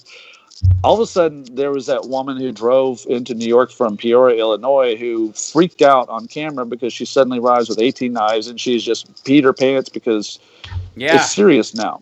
Because QAnon said, but Trump said, and she's losing it. And honestly, I feel sympathetic for people in that situation. And well, they're the Jonestown Kool-Aid drinkers. Hello. Hello. I thought so. That was my iPad talking to us. Oh, there we go. Now she's helping. Yeah, right. Yeah, thanks a lot, guys. Yeah. There's a big, version of the QAnon folks who are, there's layers like in any hierarchy. It's like a pyramid scheme. They're the people who ultimately think they're going to eventually have their own pyramid, which will never happen. And they're always just going to be shoveling money into somebody else's pocket. The same thing is true of the QAnon world. Like, dude, have you seen Roseanne's show on YouTube? No. A little bit. Holy God. Like, to lose your mind that much. Like, and I did America's Funniest Mom with Roseanne. I judged a comedy contest for women who wanted to try stand-up with her. I traveled to different sites with her, and she was always a little loopy and smoked way too much weed. But this is like, super pot-induced psychosis mixed with something else, or just degrading mental capacity. But what she is believing and what she is fomenting is next level dangerous, and it's based on this profound sense of isolation and loneliness and separation, and you can just see it. It's really sad. And that's actually, like I said in your previous examples, I said that's what we saw with ISIS. You have people who are socially dysfunction, and they find a new world online that welcomes them in. We use this phrase around our circles called love bombing. Immediately they're suddenly accepted, and they've got this peer support, and then they start getting directives, right? Little things, test your resolve. Right. And one of the things that stood out to me in ISIS, and I'll be honest with you, I don't do hunches very well, but I have them, is I always thought, I wonder how many of these ISIS leaders way up at the top could care less about Allah or the religion, or that they're just tactical people. Because there was one guy in the ISIS brigade, way up top. He was the former Ba'athist general that many of us remember as the red-headed guy. Remember the red-headed general? Is that al-Duri? Yeah. Right. Most of us just remember because of his red hair. He had distinctive red hair and mustache, right? Mm-hmm. He was a key ISIS leader. But was he really an Islamic zealot? I don't think so. Mm-hmm. He's a tactician. Right. And he knew, if I can fire up the crazy and send them that way, then I will destroy my enemy. And actually, from a tactical point of view, makes some sense. He's not wrong. It's your berserker campaign, right? It's also the same thing as using starvation as a political weapon, because if you could starve people out, eventually, like one of the stories in the Wisconsin Indian territories, in the 1800s, the Indian agents that protected the areas were responsible because they cut them off from hunting. They weren't allowed to hunt anymore. So the city was responsible, the Indian agent of the area was responsible for delivering food and water for the tribe. Well, what they did is they sent them rancid meat, and then they sent them no clean water, so the water was putrid. So they would they basically starved the Indians until they were railed up, and then they would send them alcohol filled with sugar. They would they would take a bottle of whiskey, like a giant bottle, like distilled, like toilet whiskey, like just crap distilled liquor, filled with sugar. So it tasted like iced tea, essentially. And they would drop that off. And the natives, because they had no food and no water, it was the only thing they could drink, would get drunk as Indians and storm the town, and gave the town reason to murder all of them. This was a tactic. They starved them into acting outside their own best interests. And so those kind of tactics have been around for a long time. And in a lot of ways, the emotional starving of the QAnon folks by feeding them bullshit that is off the charts, that if they believe a little bit of this, they have to believe in for a penny, in for a pound, right? That's what they keep telling. Follow the plan. Trust the plan. In for a penny, in for a pound. Where we go one, we go all. If you're going to believe any of it, you got to believe all of it. And by doing that, they isolate themselves from their families. They isolate. That's the cult reason. That's how you do it. It's not even. And we have a phrase. Malcolm Nance and I. We joke a lot. You got to have some humor. You have to. So in the ISIS and Al Qaeda era, there was what's known as Hijra, which is basically leaving the social community you're used to, leaving society, leaving your family, going out in the desert. It's what the original Muslims did, Muhammad disappeared into the desert, etc. Oh, so we have to do that too. And it's basically packing up and leaving your family, right? Yeah. I'm seeing this in various militias. In fact, I know of a couple of cases. I won't mention their names for reasons that are operational. Safety, right? But basically, that we have people who are friends and family who call us up and go, "I'm worried about my uncle. My uncle literally just up and sold everything. Yeah, and we don't know why." But what he's saying online is, and they send me some of the person's online stuff, and we're like, "Whoa, and we're now calling it White Hydra." Because it's basically a guy up in the Northwest who, wants to just kind of like leave his like successful little business, packs up his family, and wants to go down into militia territory, as he calls it, and start a war with the government.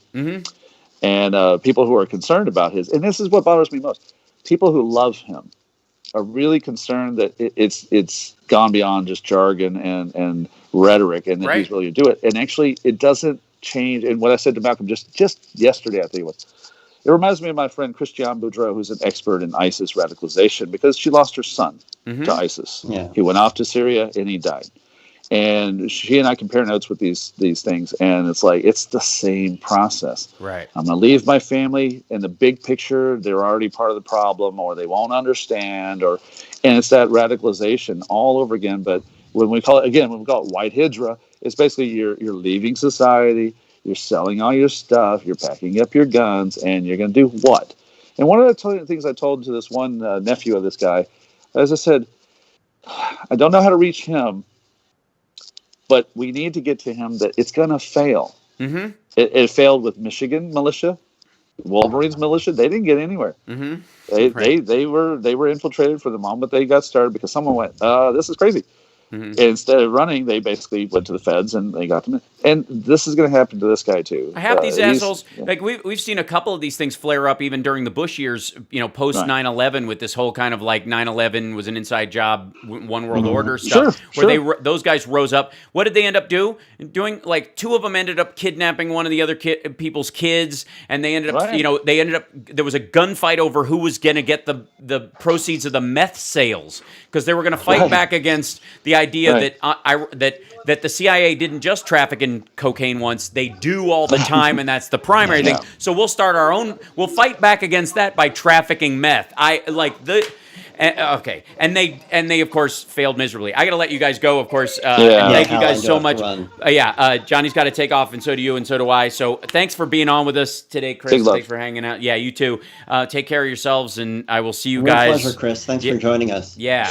Yeah. Look at that. Learning this Chinese. I'm so excited. I can't wait for us to have our conversations. Everybody. Yeah, it's Etienne. Okay, bye, guys.